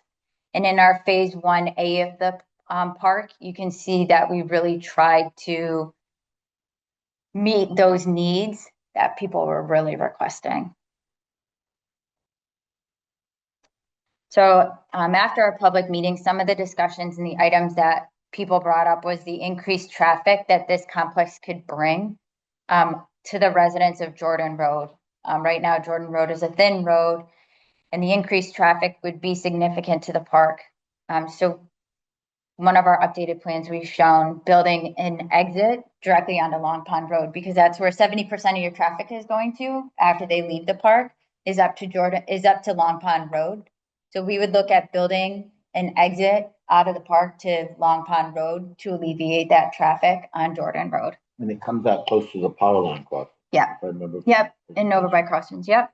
It's further back towards Home Depot, that end of Long Pond Road. No, farther towards Crosswinds and towards South High School, not towards. Sorry, I'm confused. The other crossing. Okay. Yep. It's further south. All right. Yeah. So the entrance would be Jordan Road still possibly, and the exit would be Long Pond Road. Yep. Wouldn't it be nice to build off of Route 1? So we did look at that. And we don't think the state would I allow don't like to do that. an entrance directly into the park, but we do abut Route 3 on the north heading south. So we did look into that, but unfortunately the traffic study said that there's no way the state would allow us to build an off ramp into the park directly. So, yeah. So the lower football field is in the worst shape and is one of the needs to be a priority, as you guys can see from the pictures. The turf would be welcome and it would be widened. They were looking for. It's a long walk to certain fields, so better wayfinding is a request. Right now, the signs that you see within the park were actually built by an Eagle Scout as his project. So Nick Bodie actually made those signs for us. That was a huge project that took Nick and I almost like 2 years to complete. Him and I worked on that project, and Nick Bodie gets all the credit for that. That was a huge undertaking for him. He built all those signs in that park. So all the parking signs you see, the ones inside the park that have your here signs, all of that were built by an Eagle Scout. So, yeah. But so better wayfinding, it is kind of when you pull into the park and it tells you that the soccer field parking is at parking lot 1. It's misleading because there is other parking in the parking lots to get to those soccer fields farther on. Creating satellite play spaces. So when parents are bringing their kids to the different baseball fields or soccer fields, they don't have to go all the way to the main playground in the park. They would have their own little playground, pocket playgrounds within there. It wouldn't be as large as the main one, but smaller ones. The 3 goals that we had were support community athletics, promote sport tourism, and hopefully develop the local economy through this plan. So this is the existing conditions. The large circle is your well that we have to keep a buffer around. This would be your new expansion. And then break that down a little bit more. Here's what it would look like as colored boxes. So with the new plan, we would gain 1 senior baseball field, 2 junior baseball fields, 1 junior softball field, 1 dedicated football field, and 4 to 6 multi-purpose fields. This would be your new traffic plan, creating an entire loop around the park instead of just the one way up and having to turn around and coming all the way out. This would create your loop with your primary exit onto Long Pod Road down there. It would create 525 new parking spaces altogether. So we have critical, strategic, visionary, and an enabling for this site.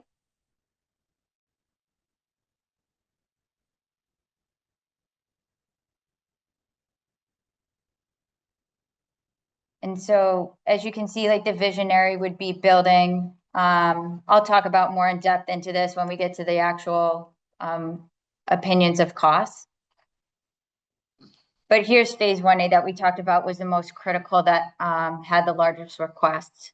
The red little circles you see are all the composting toilets that would be built into the parks. A new parking lot would be constructed to the left of the main road by the soccer fields. The football field, which we call the football game field, would be resurfaced with sod, like natural grass still. And then for the lower practice football field and the adult softball field would be turned into synthetic turf fields, with the adult softball field being converted so that lacrosse would have a home and you can host various soccer games on that field. And then the lower football practice field would be turf and would be lined for like flag football and other lines. And so this project, phase 1A, was valued at $9.2 million.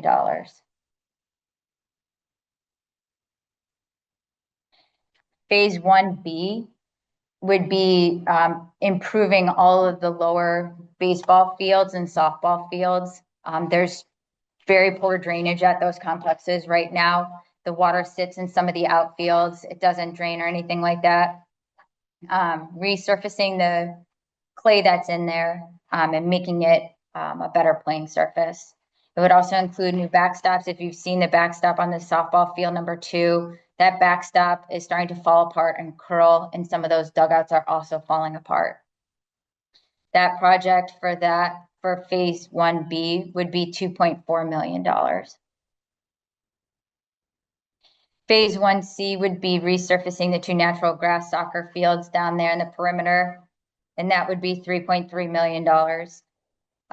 We don't touch soccer field 1 until phase 2, which would be phase 2B, which I'll talk about. But phase 2A is improving some of the natural grass surfaces, adding a junior softball field, adding a dog park, adding your court complex up at the top where pickleball is, either creating basketball courts up there, expanding your pickleball court surfaces, or even adding the possibility of tennis. And that came in at 7.7 million.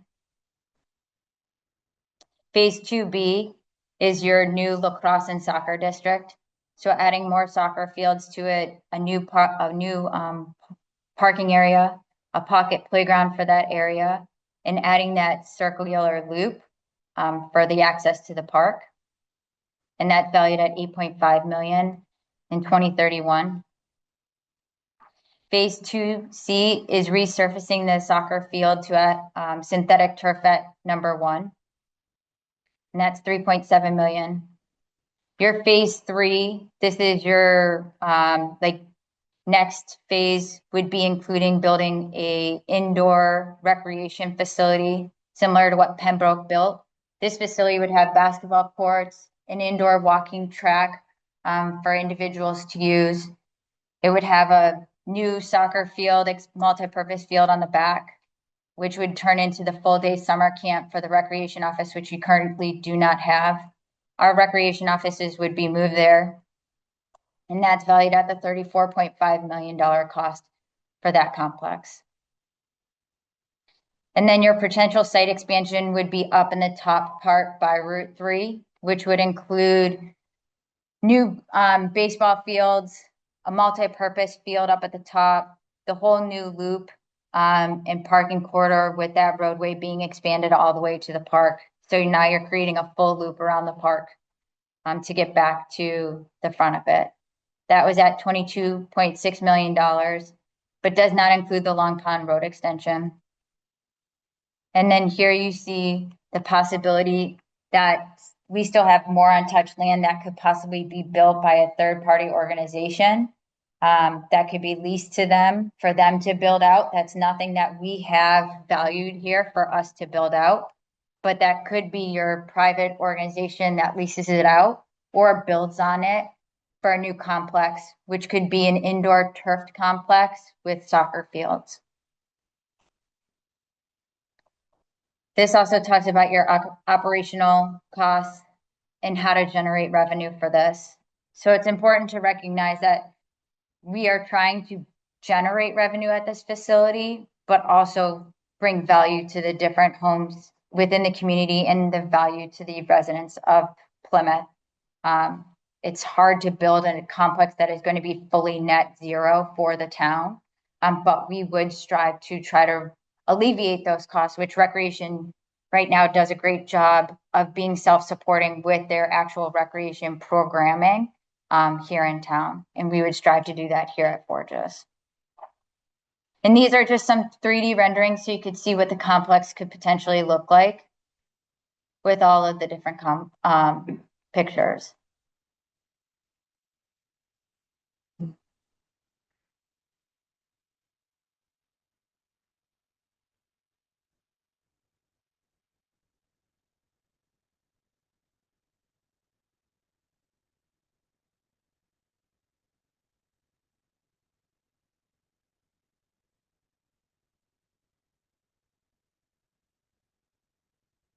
And that's where I leave you for questions and discussions and just to hear your feedback on it, minus the price tag, because I'm not asking you for that money right now.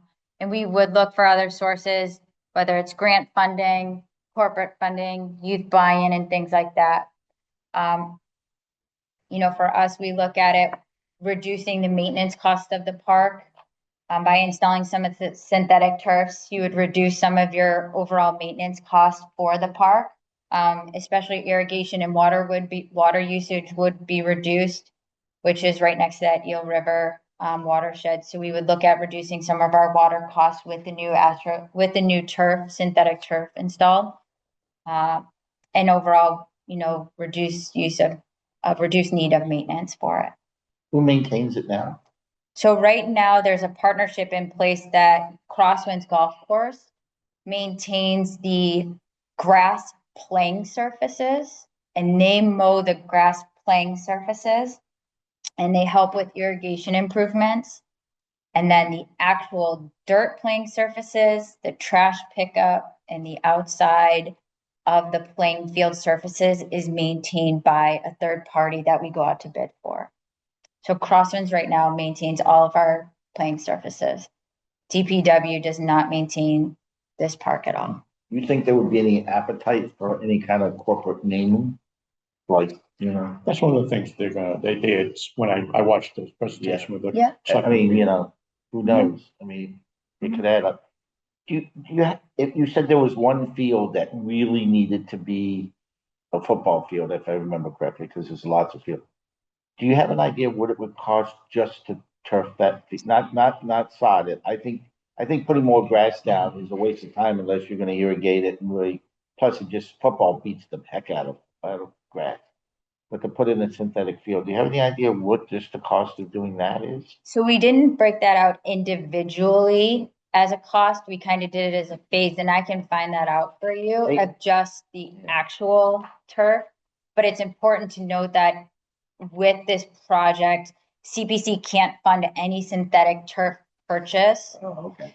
So that purchase would. That's what I'm getting into. We don't have any money being suggested to be spent here by the CPC. But that Right? would. If you want to find out what the turf costs are, you can look at the high schools, so we just do. That have a turf cost and all the numbers that they have. We can't do that it becomes. Until there's an actual number that's being presented here to the CPC, we're just talking to talk. Just so we know what's coming up in the future. So We're interested back in coming up in the future. This is a great idea, but the money is astronomical. And to ask the taxpayers to pay $92 million, we're having enough trouble right now. We have people that can't afford to live in the town. They can't afford their bills. They can't afford the taxes. So we got to look at the whole entire process, looking at the town. Billy, as well as I do, people are out there, they're hurt. So the only way this can be funded is through outside sources and working with grants and whatever the case may be. If I hit the Mega Millions tomorrow for $1.5 billion, I would probably fund that myself. Right? But Randy. you name the field whatever you wanted to call it. Tim Forges Grandy, whatever the heck you wanted to call it. But we don't have the funding, and presentations made here, so we know what the potential is or what could happen with this facility. Right? And maybe in the future, as these goes through the process, we can contribute in some way, shape, or form. Right, some piece of the pie whatsoever. We're certainly not going to be funding $92 million. Right? That's for sure. Just happened. Right. I don't want to spend the rest of the night here talking about something not even voting on. Sam, I wasn't doing that. I was asking a simple question. I understand. I got my point across. You got your point across. Is that okay with you? That's okay with me. I certainly hope it is. Don't misconstrue my question. I think what Ann was trying to do is just tell us about the potential of the site. Right, what it could do. 40 years, Gene Lane, who just recently passed away. I remember him at town meeting in the 1990s, advocating that we acquire this. So I think that, we have a responsibility to kind of examine the property and its potential. Yeah. And I think that Michelle Barnett said it best when she said, this is a strategic look at the potential of the site. How we implement this over time is exactly how Tim just outlined it. We have to, kind of brainstorm. It can't be this solely the CPC or the town. It's going to have to be a partnership as we move forward. The one thing I do want to ask is back on the slide. Can you go back to the road going on Compound Road? Mm-hmm. Is this plan done? Is No. still a window here for us to interject stuff? Yep. Yeah, this is me asking you for your. So let's. You might be sorry. Yeah. Yeah, I don't want to get into designing a roadway right now tonight, Billy. It has nothing to do with us. This is just, so No, the one to go out the long one. Oh, It's a little further back. Going back to it, I just saw it, I just thought it's something, we were talking about access and getting on the property and reducing Yeah, traffic. it was in any of them. You can see it. You go. Yeah, no, it's there, sorry. Yeah. There it is, right there. Yeah. So, rather than going through this pristine area and kind of bulldozing this, that you have this. We're designing a road. It's designing a road. What's that easement there? Is it a dock that pipeline? easement right there is the power lines. It has to be electric power. Yeah. It's not a dock. Those right there is the power lines. Like, what is that? I don't know, sometimes you can't get onto the highway, but is there a chance of entering into an agreement with the power lines to use that already disturbed area to get in and out of the site, so we're not bulldozing a lot of land? Just something to think about, because that easement belongs to this thing, the nuclear power plant, they're gonna be coming down the road with us and making, applications to do different things with the site, so it's always understand who owns that, what's the easement, what could happen, it's just something to put a seed in your head there. Yeah. Thank you. And when you talk about the synthetic fields and not needing to have irrigation, I remember after they built Plymouth North High School, they came back to ask for money to put irrigation on the synthetic field because it gets so hot that it can't be used. So it's not that you never have it. Yeah, it's just a reduced water cost and a reduced water usage. There would be one head there as opposed to multi-head system that you currently see on the grass fields. It would be the one head and it would be used. There is some irrigation. And there's no fertilizer, et cetera, et cetera. So Just one last. I don't want to design the baseball fields tonight either. Yeah. Yes, yeah. I just would like to see this in context of the other parks. Maybe at some point we could come and give us an overview of the state of all of our parks. I mean, playing part, like, for playing field. It's not in our That's not our purview here. We don't, We don't review stuff like that here. we don't get into reviewing all the parks in the town, do we? Unless there's some type of work that might be done on it. You're gonna, yeah, Possibility if happens there's with CPC. funding requests, then we can do that, but I'm not sure that's the purpose here. Moving question, how much did the actual plan, the plan was Davis? Yep. Davis? Yep. How much was that plan cost town? Was It, grant, I believe? it was two together, so it was Forges and Hedges, and it was $250,000. Funded by, Partially recreation revolving and also through a capital request item. okay. Perfect. Yep. Thank you. Thank you very Thank much. you. Great presentation. Thank you. Thanks for all the hard work. I really Thank you. appreciate it. Thank you. Okay, the next on our agenda is third district commission restriction discussion. And I want to bring this committee to make aware of some issues that were going on recently that we're dealing with. If you may remember, the meeting house down in Town Square had gotten 3 different CPC articles. One was for stained glass windows. Another one was for the bell. I know, Bill, you worked hard on that to get the bell working. Another one was for the roof and the exterior of the building to have it, the stone all repointed and fixed up. And that particular request was funded for $2.68 million. Now, in that request, and as in any time, the taxpayer grants money out through CPC. The only thing the taxpayer gets back for that grant, for that money that we gave them, was a historic restriction on the property and their pledge to keep that building as it is and not do any damage to it or just change it. Shortly after the meeting house hadn't even gotten its last payment on that $2.68 million, and they already had plans to, and they're working on it right now, to do some work on the building, including putting a museum in the basement, which they want to have a entranceway, handicap accessible, up to would be the south side of the building. And in doing that, some of the work that we paid for, like walls and stairs, stonework and stone facade of the building, are going to be removed and taken out. As I said, they had these plans and they were working on them before they even got the last payment from CPC. So much for a pledge. They continued on, and of course, the Mayflower Society, who owns the Mayflower, the meeting house, hadn't done anything to get their historic restriction. It's a requirement of the applicant to work with their attorney to get the historic restriction on the building and on the property through the Mass Historical Society. That didn't happen. Now, in hindsight, I can go back and say that 8 months after or 12 months after, the town or someone should have been looking and say, how are you guys doing with that? Where is it and how is it coming along? That didn't happen either. They didn't even start the process of starting to get the historic restriction until August of 2024. August of 2025. 2025. And it's still not completed and recorded. They do have the final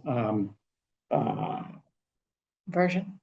version back from the State Mass Historic Society.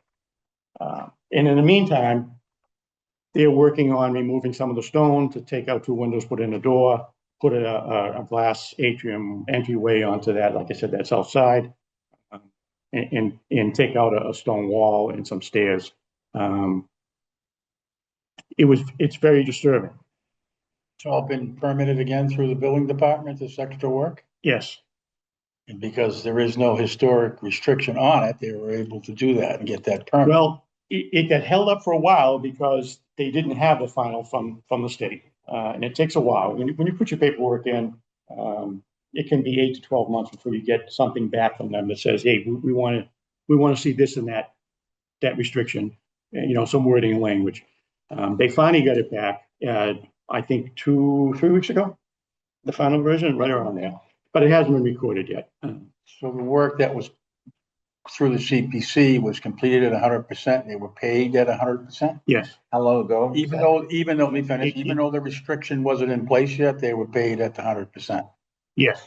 That's why we have changed at a meeting, last meeting, we changed our application to say that from this point on, no one will receive even 1 penny of CPC money until all that is in place and we see it and record it. This will never happen again. So there's nothing we can do about this particular one here other than what?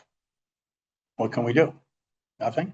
I suppose as a committee, you could sue, or we could look at telling them, demanding them they pay back some of the money. They intend to get the historic restriction finalized. Yes, they have to do that, and they know that, and they are working on getting that done. How long ago were these articles? They went to fall town meeting in 2018. So they got their money, it would have been the next, probably July, would be the beginning of it. Now, and also part of it came to a surprise to the Historic District Commission because they didn't do their work for 5 years and have their restriction. It was even a surprise to the Historic District Commission that they were the ones that had to monitor it. They were going to be the gatekeepers for that restriction. They have looked at it, and the Historic District Commission has decided that they are in favor of them doing the work and has given them the okay. So it's happened. I would say right now, for certain, that if the town meeting members knew in the fall of 2018 that they were already working on plans and they were going to take this apart, it never would have been voted. And going forward, I'm sure that anytime we bring forward now any type of historic preservation, the question is going to be, how do we protect it? Because obviously we thought we were getting protected.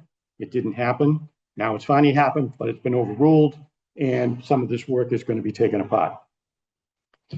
I would think that probably from now on, our restrictions, when we write it up, are much more restrictive. In other words, we might say that regardless of who's going to be the gatekeeper and watch over this, we've determined that put a new roof on the building. It has a lifespan of 30 years. Under no circumstances can anybody ever touch that roof for 30 years. other than to make repairs, things like that that we're gonna have to do. Without some type of restriction, or it goes through some type of board or the CPC. Well, the other thing, I mean, Something along those lines, because who- obviously if something happens 15 years from now and they gotta redo something on a roof or whatever the case may Right. be, they gotta be able to do you gotta that. be able to fix it, right? I could say Right. fix it, but not take it off and decide they're gonna put another story on. I understand. So this is one case that's happened that we're aware of. That we're aware of, yes. Right. Yeah, but we know that there are some others out there that restrictions haven't been completed on. And the other thing is maybe I'm not comfortable having the gatekeeper be the Historic District Commission after just been going through this particular situation. And Yeah, maybe we because should be they looking- basically can just say, I don't care, we're gonna let them do it. Going forward, just gotta It's make a little the more restrictions complicated better than in place I than don't what know they how are. this meeting goes in terms of getting recognized. I'm down here with my hand out. Yeah, I was just finishing my presentation. There's multiple conversations going on. Okay. I just wanted to know how that process. Right. So Don't worry about it. as it stands now, they do have their permits, they've had their okay. The final restriction has not been recorded yet, but it's going to be, and then the selectmen are gonna have to sign it. Kind of put the Board of Selectmen in a bad spot because they are approving or letting the staff approve building permits for a historic property that's been protected, but hasn't had it been recorded yet. And then after the fact, they're gonna accept the recording. That's gonna have to happen Right, later on. but I mean, Just let me finish. I'm sorry. So a couple of things we gotta look at. First of all, we know from now on, and it's a direct, this is one of the cases that's a direct cause of that. We're not gonna give out any money until all this is done ahead of time. So that may mean some of these projects people are thinking of, unless they're getting started on it ahead of time, they're not gonna get any money from CPC until it's in place. And maybe we need to look at someone else to hold the historic restriction other than the local district commission. So that there's not that possibility of people pleading a case and allowing something that we paid for to be done, to be undone. And maybe we look at finding out what the dollar value is of what's happening there and getting money back from the Mayflower descendants that own the meeting house, because when you took that money, you made a pledge, and you're not keeping that pledge. And the fact that they were making plans before they even got the last check from it, I consider that to be very deceitful. And Can we prove, I'm sorry, Bill, can we prove that? yes, No. All right. now I'll take care of it. Go ahead. I think Mayflower Society should be here for such a discussion. They should be able to answer your questions and answer your concerns, as all board members should hear that at the same time, the same information. That's one thing. Two, I did hear from the Mayflower Society, and when they were looking back at the records of the repointing of the building that was done and the re-roofing and the copper gutters that were done, the building was leaking profusely. It had been going on for 10 years. The CPC at the time had been working with the Unitarian church that had owned the building. At the time. We had worked with Mayflower. There was an agreement that the building would convey from the Unitarians after 400 years and go to Mayflower Society. And there would be easements for the Unitarians to continue using that church as a church on Sunday. So that use is still in existence. Now, the But restriction. you did tell us at the last meeting we were at that it has not been used as a church since 2019. So that's They- not entirely accurate, because they had been using it intermittently, but now that it's construction money for the last year and a half, they haven't. So Yeah, I I'll was tell you what- talking to a what they Unitarian told us. today, and they said the last time they were in there was a year and a half ago. So because they can't go in there now because it's construction stuff, internally. But my point is, when I was talking to Mayflower, they were indicating that they were looking back at the scope of work that took place. Those steps that you speak of, that retaining wall that wasn't repointed. There was the facade, the turret. There was parts of the building that were part of the scope of the work. That was in a condition that it didn't require. I asked them to examine that. So they're looking at that. But my point is, I think that it's a little premature to get into a conversation about Mayflower Society and their work at this location without them present here to answer our question. And I would prefer that this conversation take place, continue with them in the room. We can invite them back, certainly. I think it would be But I do know that they made a pledge and they broke the pledge, and they were already working on plans before they even got the last check from the CPC. Yes, I'm just curious, like what's in their grant agreement, like what language is in the grant agreement in terms of work that's been put forward in the grant and how long that work needs to like stay in place. I'm not familiar enough with the agreements that you guys were putting out, I guess, back in 2018, so it wouldn't even be the current agreement language. Is there a mechanism in there Yes. that asks for some sort of repayment or like notification? I can provide you with this endorsed grant agreement. yeah, the original one, yeah. Tim? Yes, I would agree with Bill and what you're saying is provide the documentation, bring them in, give them the opportunity to reply to the questions, and we move on. Yeah. Let's try to work together to unresolve a certain negative situation to the best of our ability. It's already done. So let's not cry over the water that's already under the bridge here. Let's try to correct the situation. And I would include that the Plymouth Historical Commission also be in attendance at that future meeting, along with McLeod, so we can have a discussion with all the parties. Like Jim says, just move on from here and possibly, because all we're trying to do is preserve history in downtown for doing it the most efficient way. Exactly, and as we had that last meeting, they have all moved on, and permits have been issued. But there's things we have to do as a committee to make sure this never, ever, ever happens again. It looks bad to the taxpayer. I mean, I think the step that's been taken, it sounds like after a couple meetings ago, maybe the last meeting, having those restrictions in place before payments start to get made is a very positive step. I'm not sure if on the application at some point, It does say it it does now. say that now. And then I don't know if there's something on the application that looks back, if this is an organization's second or third time coming back requesting funds, if they have a previous history of not fulfilling their grant agreements. if Right. that's asked. That's what happened. It was 4 separate applications and they didn't do any of them. So now all those asks are consolidated into the one historic restriction. It lists all the previous asks in one. I mean, like a new applicant coming in, if they've made applications to the CPC before, if there's a question that asks if they've fulfilled all of their I see. prior grant agreements successfully. Because obviously if they have not, that should be like stated.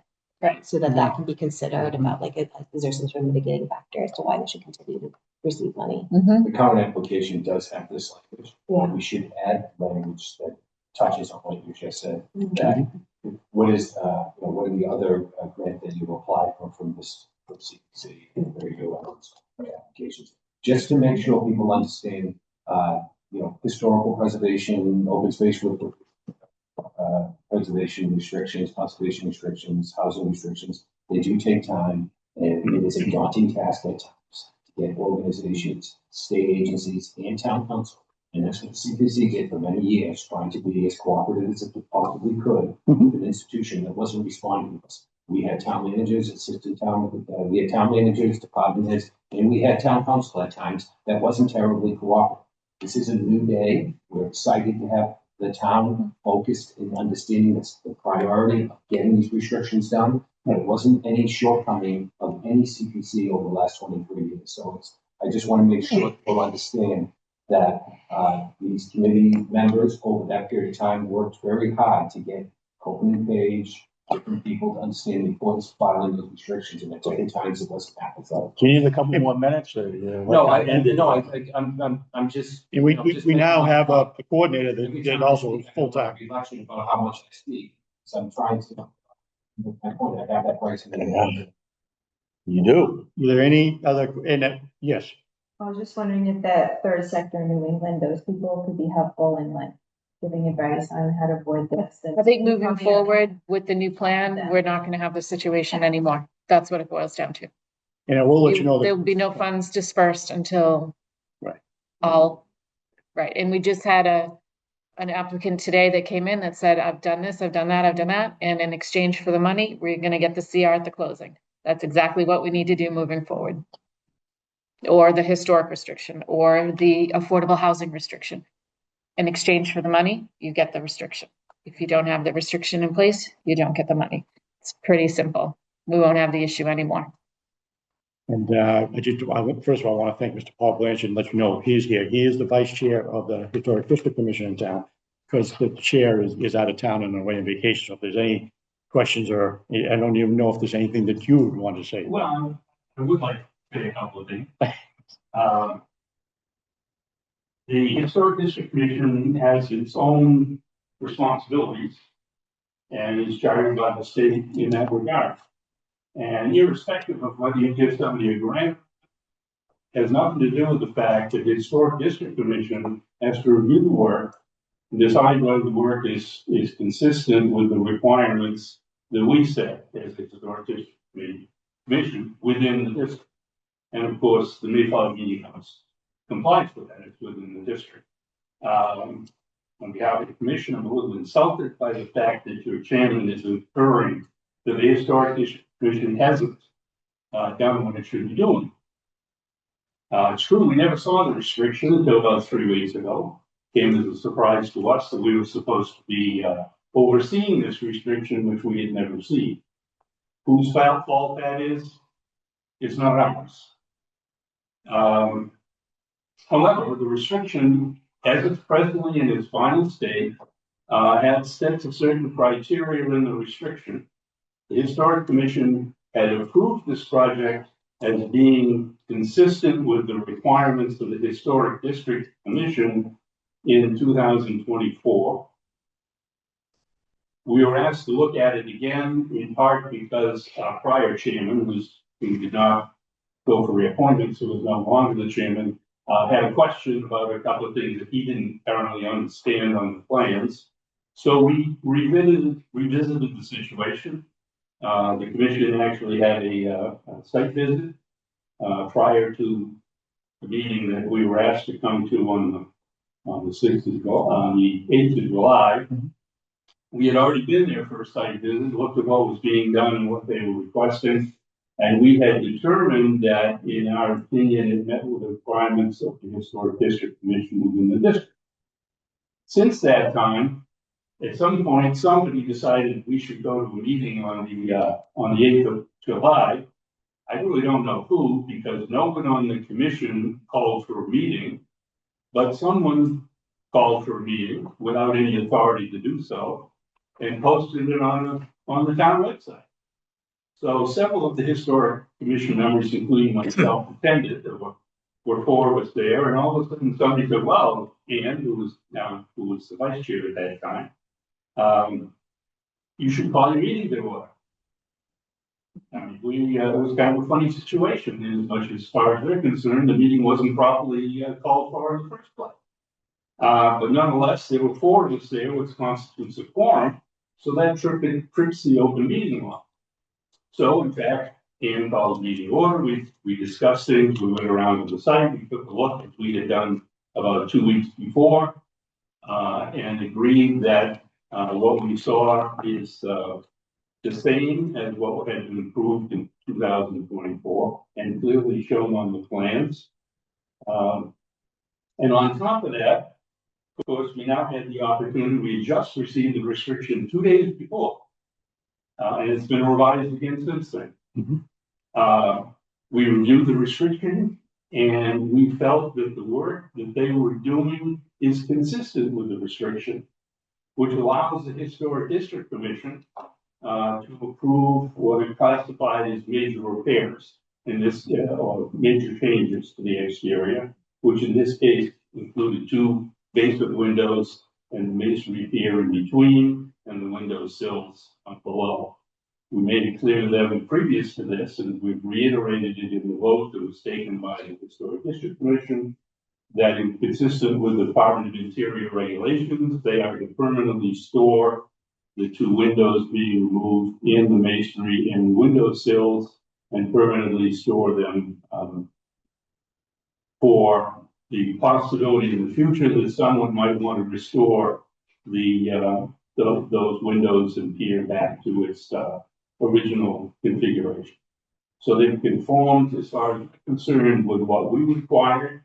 They've conformed with the Department of Interior guidelines and requirements, and they have agreed and are conforming with the historic restriction that is yet to be signed, but in fact has now been reviewed again in what we hope is the final form.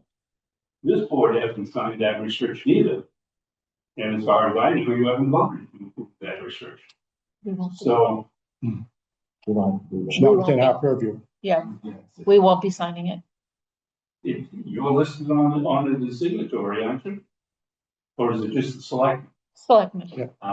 Okay. My The board of selectmen. apology. I was wrong with that. But nonetheless, as I say, if you're going to decide for some reason whether we're no longer going to be holding the restrictions within the historic district, that's up to you. But we consulted that you kind of inferred that was because we hadn't done our job. And I really object to that. And if would like to be recorded, this had to be objected to that. Wrong. And just, Anybody has any questions? for me? no, but just for the record, I wasn't inferring that you didn't do your job, but I'd asked you the question, the same question that was asked of Ann that night. That when you were doing the review and making the decision on this project, did you take into consideration that CPC money was used to put that building into the condition that it was in?